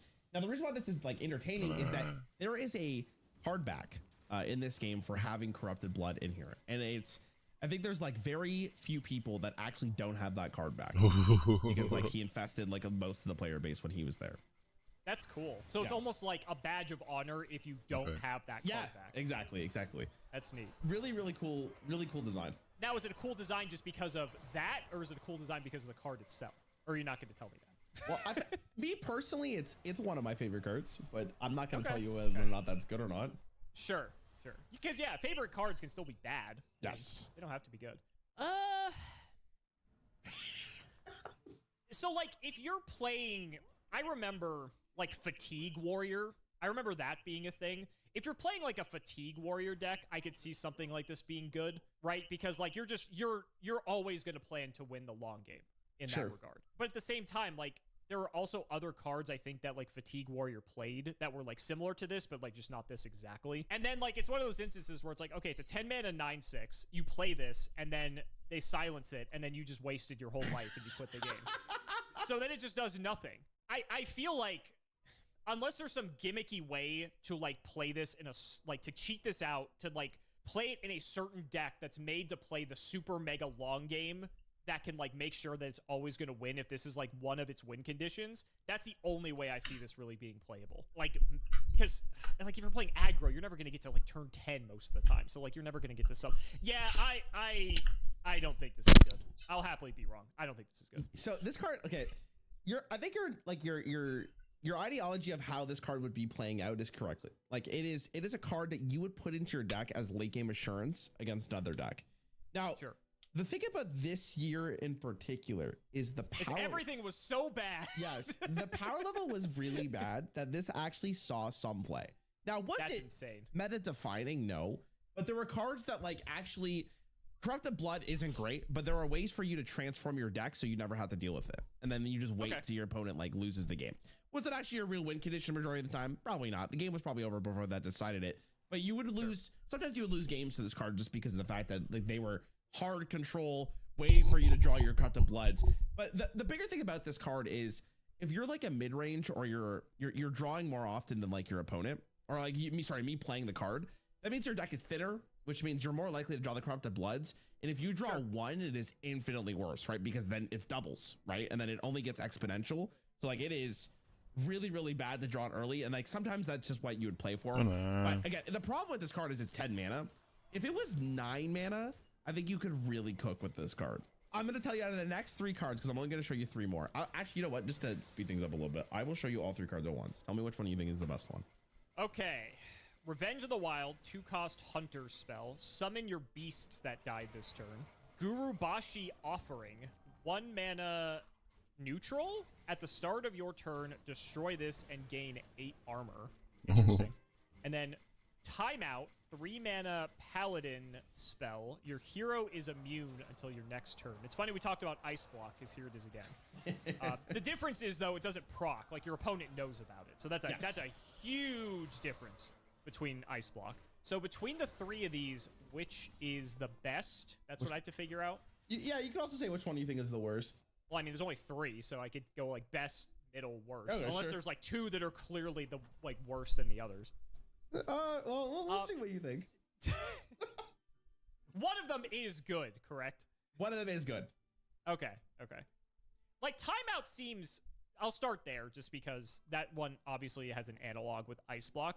Even though your opponent knows about it, Timeout is still, in a sense, I don't want to say it's like a turn skip, but it's like it is a card. So there's a card in Yu-Gi-Oh! Called One Day of Peace, and that's what this reminds me of. One Day of Peace says both players draw a card, and neither player takes damage until the start of your next turn.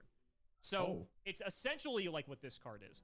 And that card is actually really good for like super like heavy control decks or like Exodia decks, funny enough, because it gives them a free turn to like get the Exodia pieces. If you just need 1 turn to set up your Paladin combo to kill them, like with the previous card that you showed me before, then Timeout is fine because you're not going to die. So I actually think there's a lot of value to that card. Gurubashi Offering. So I'm assuming a card that gives you 8 armor for 1 mana is insane, considering that your hero power gives you 2 for 2. Very good card. So, like, I would assume your ideal play with this is you play this on turn 1 and your opponent just doesn't have something that they can use to kill this, because then on turn 2, this pops and you gain the 8 armor. But later, this card probably gets way worse because the boards are probably already established. Things have more than 2 health. Things probably have rush. And then Revenge of the Wild, summon your beasts that died this turn. So this is like the frog, but for beasts specifically. Well, it's slightly different because they will be on board. They're not added to your hand. Oh, that's true, because the spell goes back to your hand. It's not like it's recasting it. If you're playing like a really aggressive deck that has like a lot of rush and charge minions, that could be pretty good because you could like send everything into your opponent's board and then you just play this and bring everything back. I can't wait to be wrong. I think the offering is probably the worst of the three here. So I'm between Timeout and Revenge of the Wild. Like I said, like if you're trying to do that stupid dumbass Paladin combo, like Timeout actually seems really good because that gives you another turn to buy it. Revenge of the Wild also just seems fine too. But the only problem with that is you need to have beasts and the beasts need to die in order for you to resummon them. And not that you can't set that up. Like obviously that's not difficult to do. But it is a bit situational in that regard. I am going to go with the unpopular opinion. I think Timeout's actually the best of the three here. I actually think I like it. Okay, so let's talk about in order. Gurabashi Offering is also one of the worst cards ever made in this game. I was waiting for a story for this. I'm like, there's no way. I was trying really hard to hold back my laughter as you're trying to figure out like why this card would be good.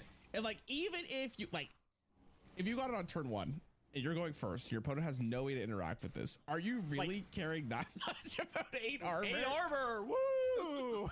So it ends up being like this card that you're like, why are you putting this into your deck? And it's very funny. And it's an epic.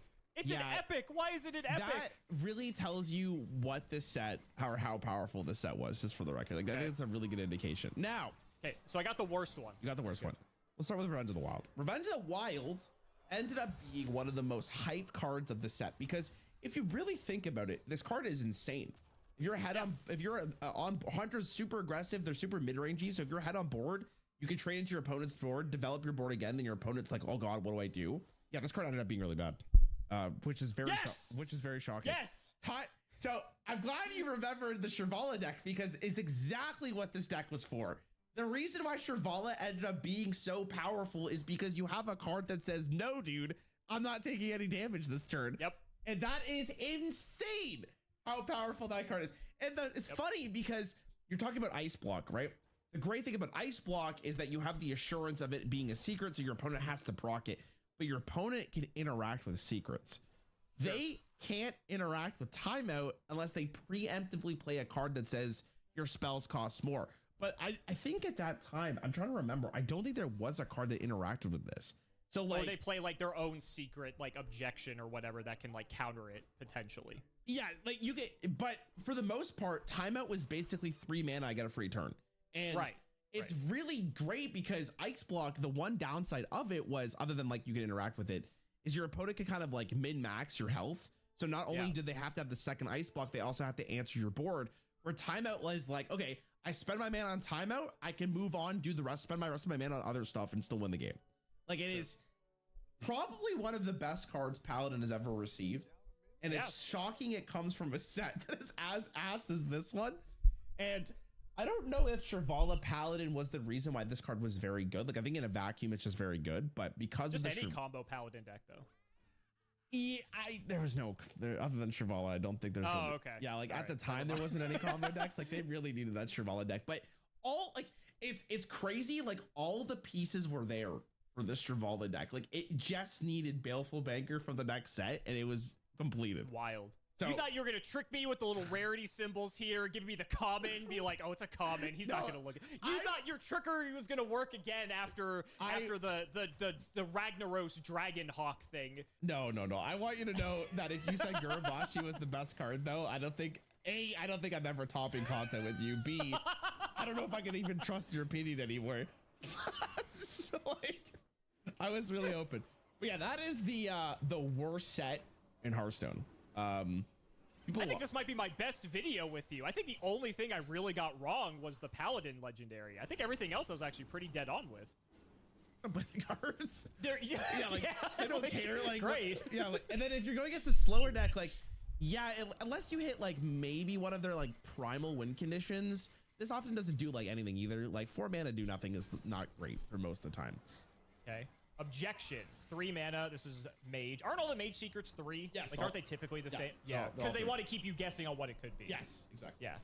Yeah. Secret. When your opponent plays a minion, counter it. So I'm assuming it's just like let's take for instance if this is a battle cry or a death rattle minion, I'm assuming it just doesn't even get the abilities, correct? Yeah, 100%. And Because also, it never hits the board is the way I look at it. exactly. So yeah, Okay. just what you said. If I'm playing a battle cry minion and I play it, and you have ejection, the fuck? the minion Co to getting tady on se board, děje? it's just completely- I feel like objection is only as good as few Já jsem nevěděl, že cards to je the trigger opponent left has most to play, minion. Já jsem and že or ten depending on nejvíc the deck that nalevo they're od... playing, you know the play Ne. pattern of that deck. So, Nejblíž napravo od because tady your tohoto opponent can jména. play anything, like we can just play. Okay, if they play Tak a a další secret, boost. depending on the meta and whether their secrets exist.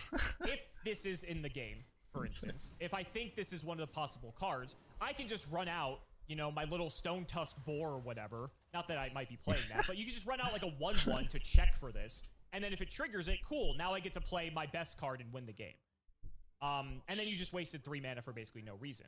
But if you know that on turn X, they're going to play Y card, because that's like the typical play pattern of a deck, and that's like maybe their only play, then like a card like this could be insane. Or if they're just on low cards, right? If they're on like 1 or 2 cards and you play this, now all of a sudden, you're going to counter whatever they play because they're desperate and have to play into it because they don't have the ability to wait because maybe they're going to die the next turn or in 2 turns. And now you countered like their, I don't know, their fucking 8/8 or something, or like their 10/10 or like whatever big threat is in the game at any given time. So I think with that said, I think this card is, I want to say it's like minorly toxic, not like overly so. And then I think this card is like okay at best. Okay, it's just that. See, it's really interesting to hear from a Yu-Gi-Oh perspective. Now, I don't know. It's just because of all the shit you got to deal with in your game, but Probably. a lot of people would consider this card fucking awful to play against. Interesting. And okay. the Enlighten me. So you probably remember Counterspell in Hearthstone, which is very simple. Mm. 3 mana, secret. When your opponent plays a spell, counter it. That's all it does.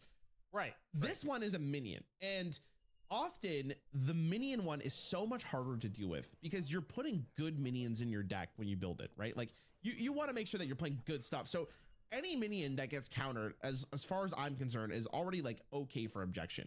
But there are going to be moments, like you said, where you're going to go with like turn 8, and you know on turn 8 they're going to play their minion, like their big minion. Sure. So then they have to go through the song and dance of like, hey, if it's objection, I play this. Do I lose? Okay, if I don't play a turn 8, I got to wait till turn 9. And do I lose anyway? Yeah, do I lose anyways? Do I play a minion now and just hope that it's not objection? Right? Like there's this one is so detrimental to so many different game plans. It's also so much harder to test for this. Counterspell, like Counterspell gets procced by the coin, so it's like, oh, it's not nearly as bad. And minions are often very impactful to you winning the game. Spells are just like, you know, kind of helping your deck up. Minions are often what your win condition is going to be. So if you hit a minion that is very vital to their gameplay, you just win the game on the spot, right? And because of how powerful the ceiling of this card can be, I should say how high the ceiling can be, you always have to play around this card when it's in standard. So it ended up being really fucking good, like really good. And again, I would say that a lot of people would be like, I hate this card so much. Why did they print this? And it's actually really strange why they made this card because it feels awful to play against, but it's not like it's broken. The unfortunate part of this card is that I think it's just really annoying because a lot of it's really just dictated by like, if your opponent plays it, what's in your hand? And then it's like, it's almost like the Max C dilemma in a way where it's like, cool, if I played this guy to test around it and they don't have it, then I just wasted my turn. But then if I play my big guy and they do have it, then if I play the small guy and they do have it, well, I wasted my turn anyway and I can't play my big guy till next turn, so I'm going to lose anyway. Yeah. So it just... Actually, it's a really good comparison. Also, on top of that, I didn't even mention this, but Hearthstone has ways of getting random secrets. And that's way worse than like a real secret. Horrible. Yeah, because like you're calling like the meta game, right? Like if I know objections in the game and I think it's a playable card, if a mage plays the secret, I'm gonna immediately go, okay, that's objection. A random secret's generated and then they play it, you're like, oh fuck. Like yeah. It's even worse because now you're like, did he really randomly generate that objection? Are you serious? Okay. Theotar the Mad Duke, 6/4/4, Battlecry, discover a card in each player's hand and swap them.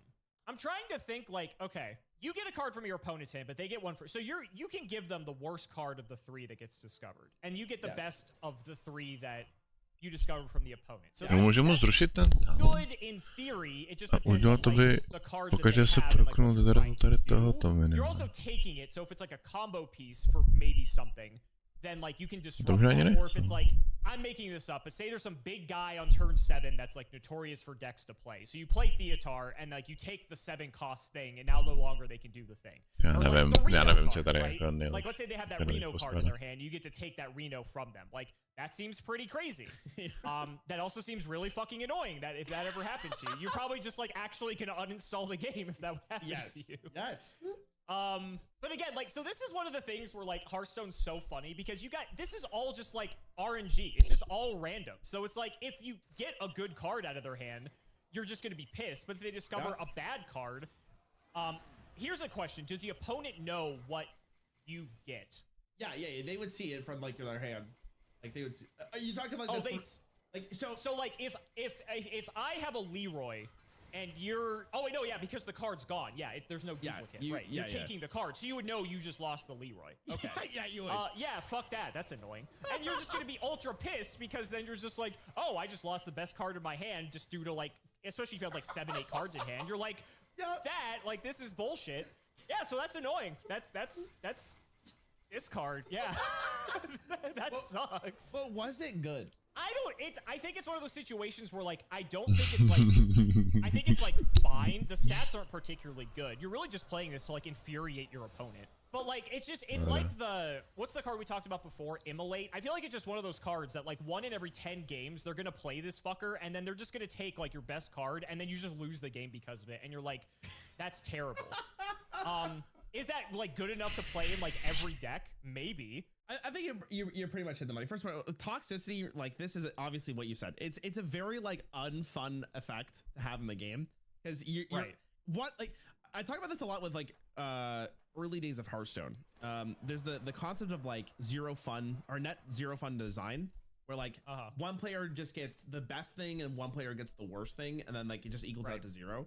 That's what this card basically is, which isn't great design, but the thing is Hearthstone lacks like hand traps, right?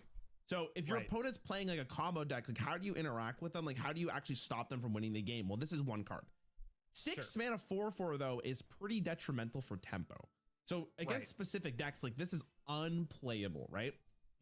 But that's not how this card was released at. Okay, this card when this came out during Castle Nathria, when we got like all the cards, I said this card released at a 4 mana cost. It was a 4 mana 4/4, the exact same design. Holy and I said, yeah, this is the best card of the set. Like I can't imagine a world where you're not playing this. Every single time you play this, a 4 mana 4/4 is already great.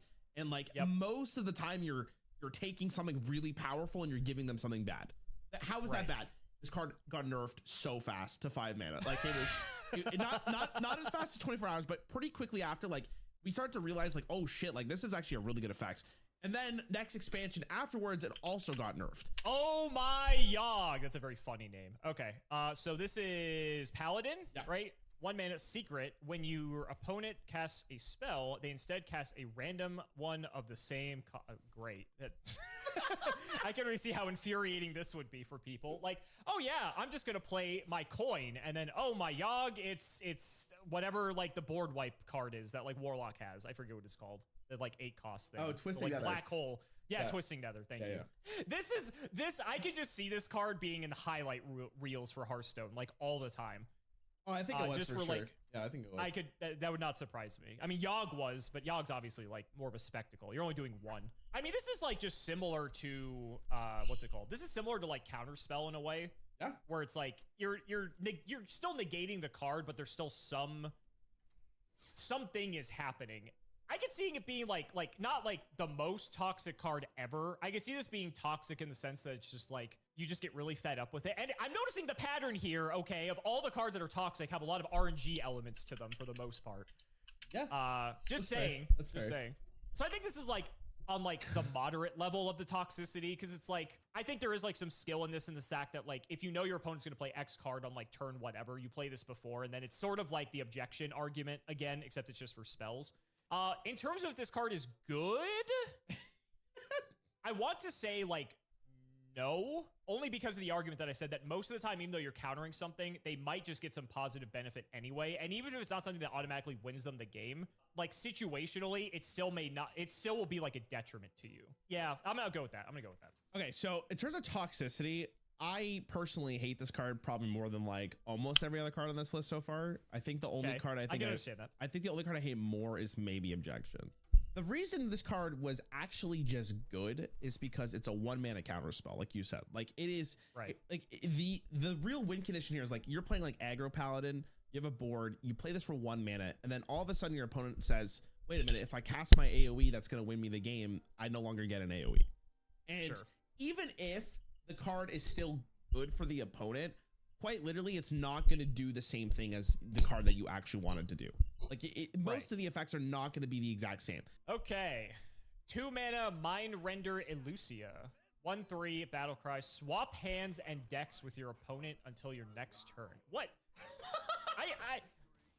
I'm thinking like I wish this was in Yu-Gi-Oh, because I think this would be so fun. This honestly like is something I could see Yu-Gi-Oh doing, aside from like the issue of like stealing your opponent's stuff, right? Yeah. Oh, like in real life, yeah. But I feel like this could be like a Yu-Gi-Oh card for how ridiculous Yu-Gi-Oh has gotten. Sure. So this is fun. This is fun. Everyone watching this is probably like, oh no, it's not. There's some card in Magic that's like really notorious for something similar to this. From what I remember, the card basically lets you take your opponent's turn for them. Oh, yeah. Which is like insane. This card gets very oppressive if you have like this being the only card in your hand and your opponent has 10 cards in hand and you just steal their hand. That sounds fun. Yeah. That sounds really cool. The more I talk about this, the worse this card gets. Yeah. I mean, toxicity levels, bro, off the charts. Honestly, off the charts. Like, yeah, I'm just the more I'm thinking, it's like this card is really high up there. I feel like it's for sure.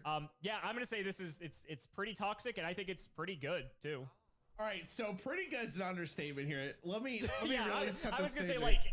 This I don't know if it's like, I wouldn't say it's like the best card ever on my evaluation, but like this is a very playable card. So to give you context here, I recently did a like top 100 card list in Standard of all time. Like I went through, like I figured out what cards were the most impactful.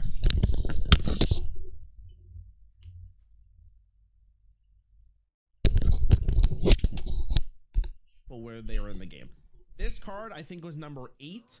Number 7, I can't. It's somewhere around there. Holy so shit. like, if you take, and the reason why this card is so good is because you reminded me of this when we were doing your Yu-Gi-Oh video.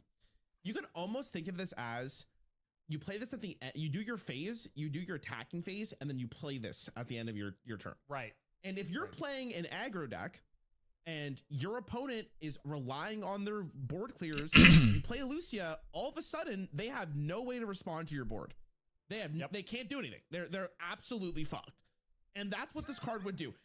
It's basically like 2 mana to lock your opponent out of the game. Like it was checkmate. And then in slower decks with like this card, if you don't have removal or you don't have a proactive play, you just play it, and now you get to see what your opponent has. You get to play your cards, and often priest cards are very situational, so you just don't play a bad card, whatever, right? That plays into your hand, and then you get your hand back afterwards. This card is so fucking strong. Like I can't put it in perspective how powerful a card like this was. They nerfed there's like very few instances that it's bad the more you just talk about it. Yeah, it's the list goes on. And I remember when people were seeing this card for the first time, and like people were already theorizing like why did they make this? Like what is the point? And then like as soon as you saw the aggro interaction, dude, it was disgusting. Like you drop this on turn 4 and your opponent, it's like low-thabbing, but like you low-thab their whole life. Like it is so bad. So they nerfed it to 3 mana in the hope that would be enough. It didn't do shit. It was still insane.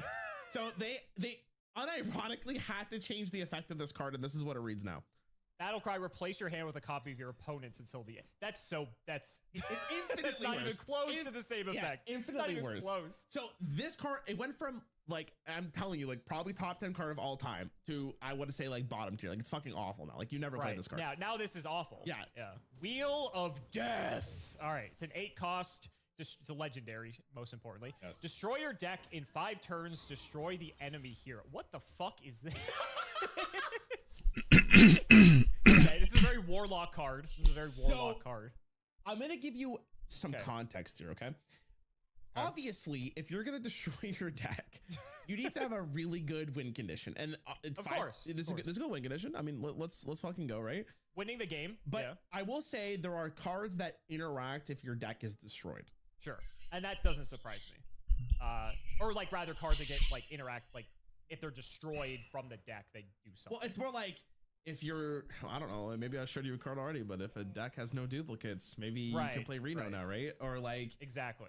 If your deck has 10 or less cards, maybe something else happens, right? So like this, they printed this card, and I'll tell you this after, actually. Go through your, yeah, of course. I know you don't want to give away too much. You don't want to give away too much. So 30 health. So I'm thinking, yeah, you're playing this on turn 8, unless there's some way to cheat it, which there always is. So that might just be irrelevant. 5 turns. So if you're destroying your deck, you're going to take, that would be 15 fatigue.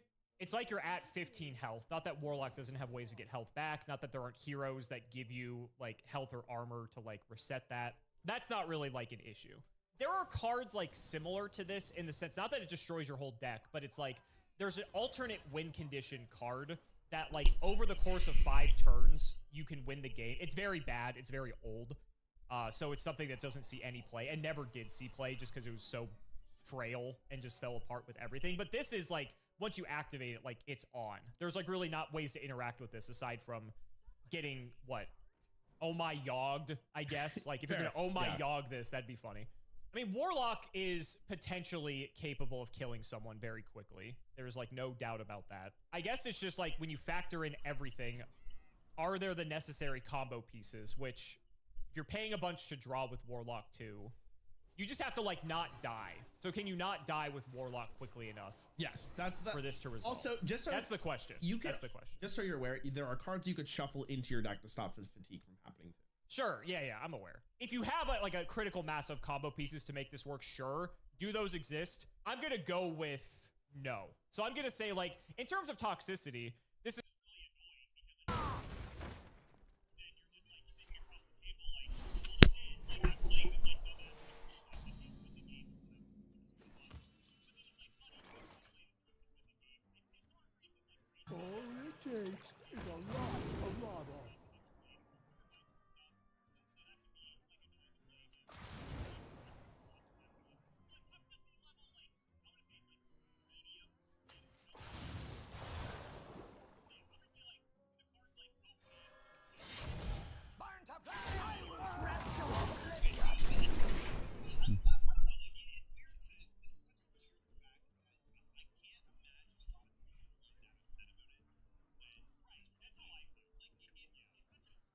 I didn't intentionally pursue leadership, but I find it quite suits me.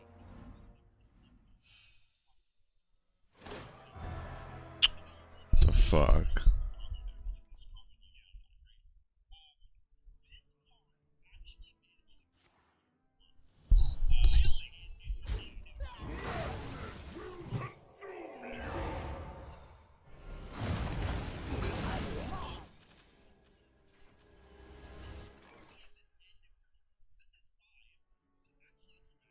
In a box? Oh, pirate stuff.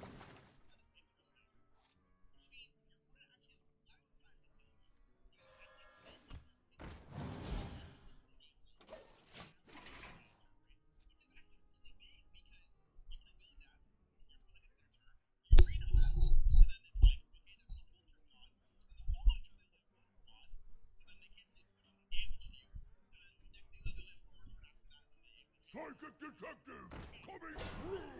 It's a brand new you.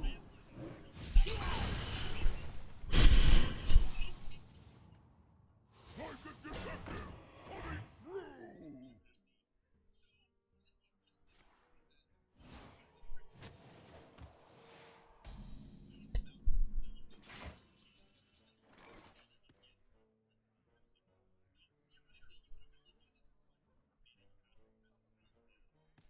Two for one special! I will grant you oblivion!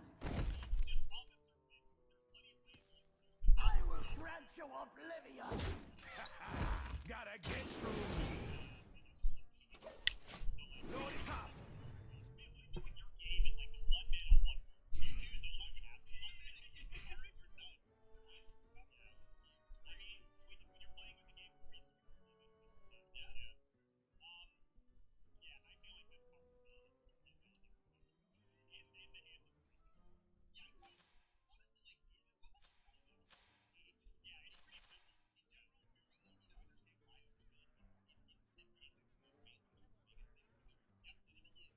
molded in mine. My rage is not bound by size.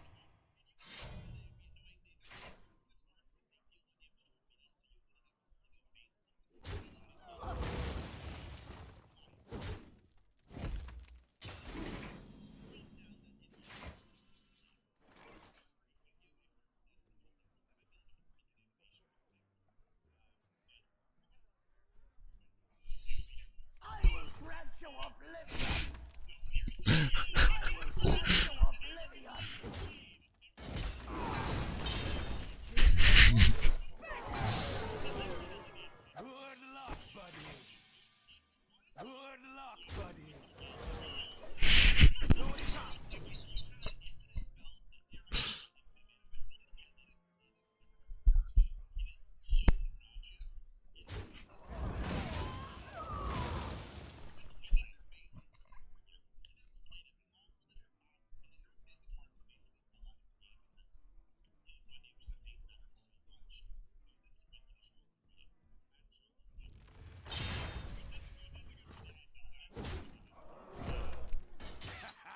Gotta get through me.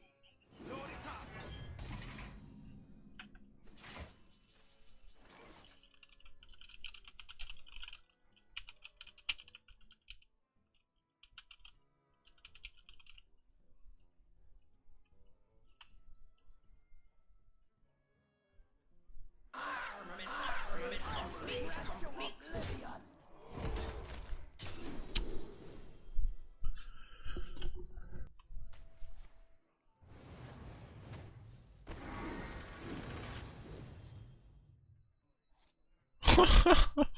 I marvel at this.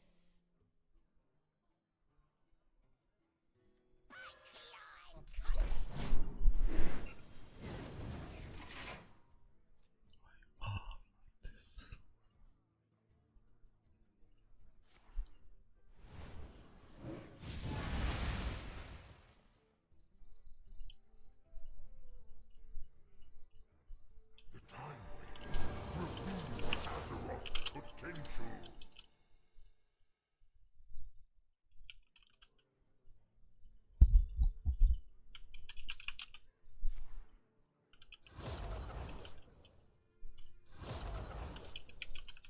A world cleansed of evil.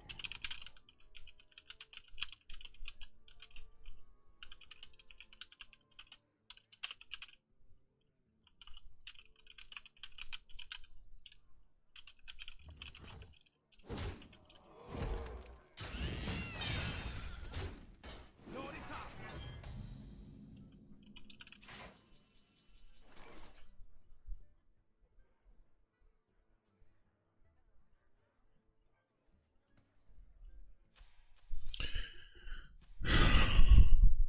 Hej, toto je prostě extrémní karta, jako what the fuck is this? I will grant you oblivion.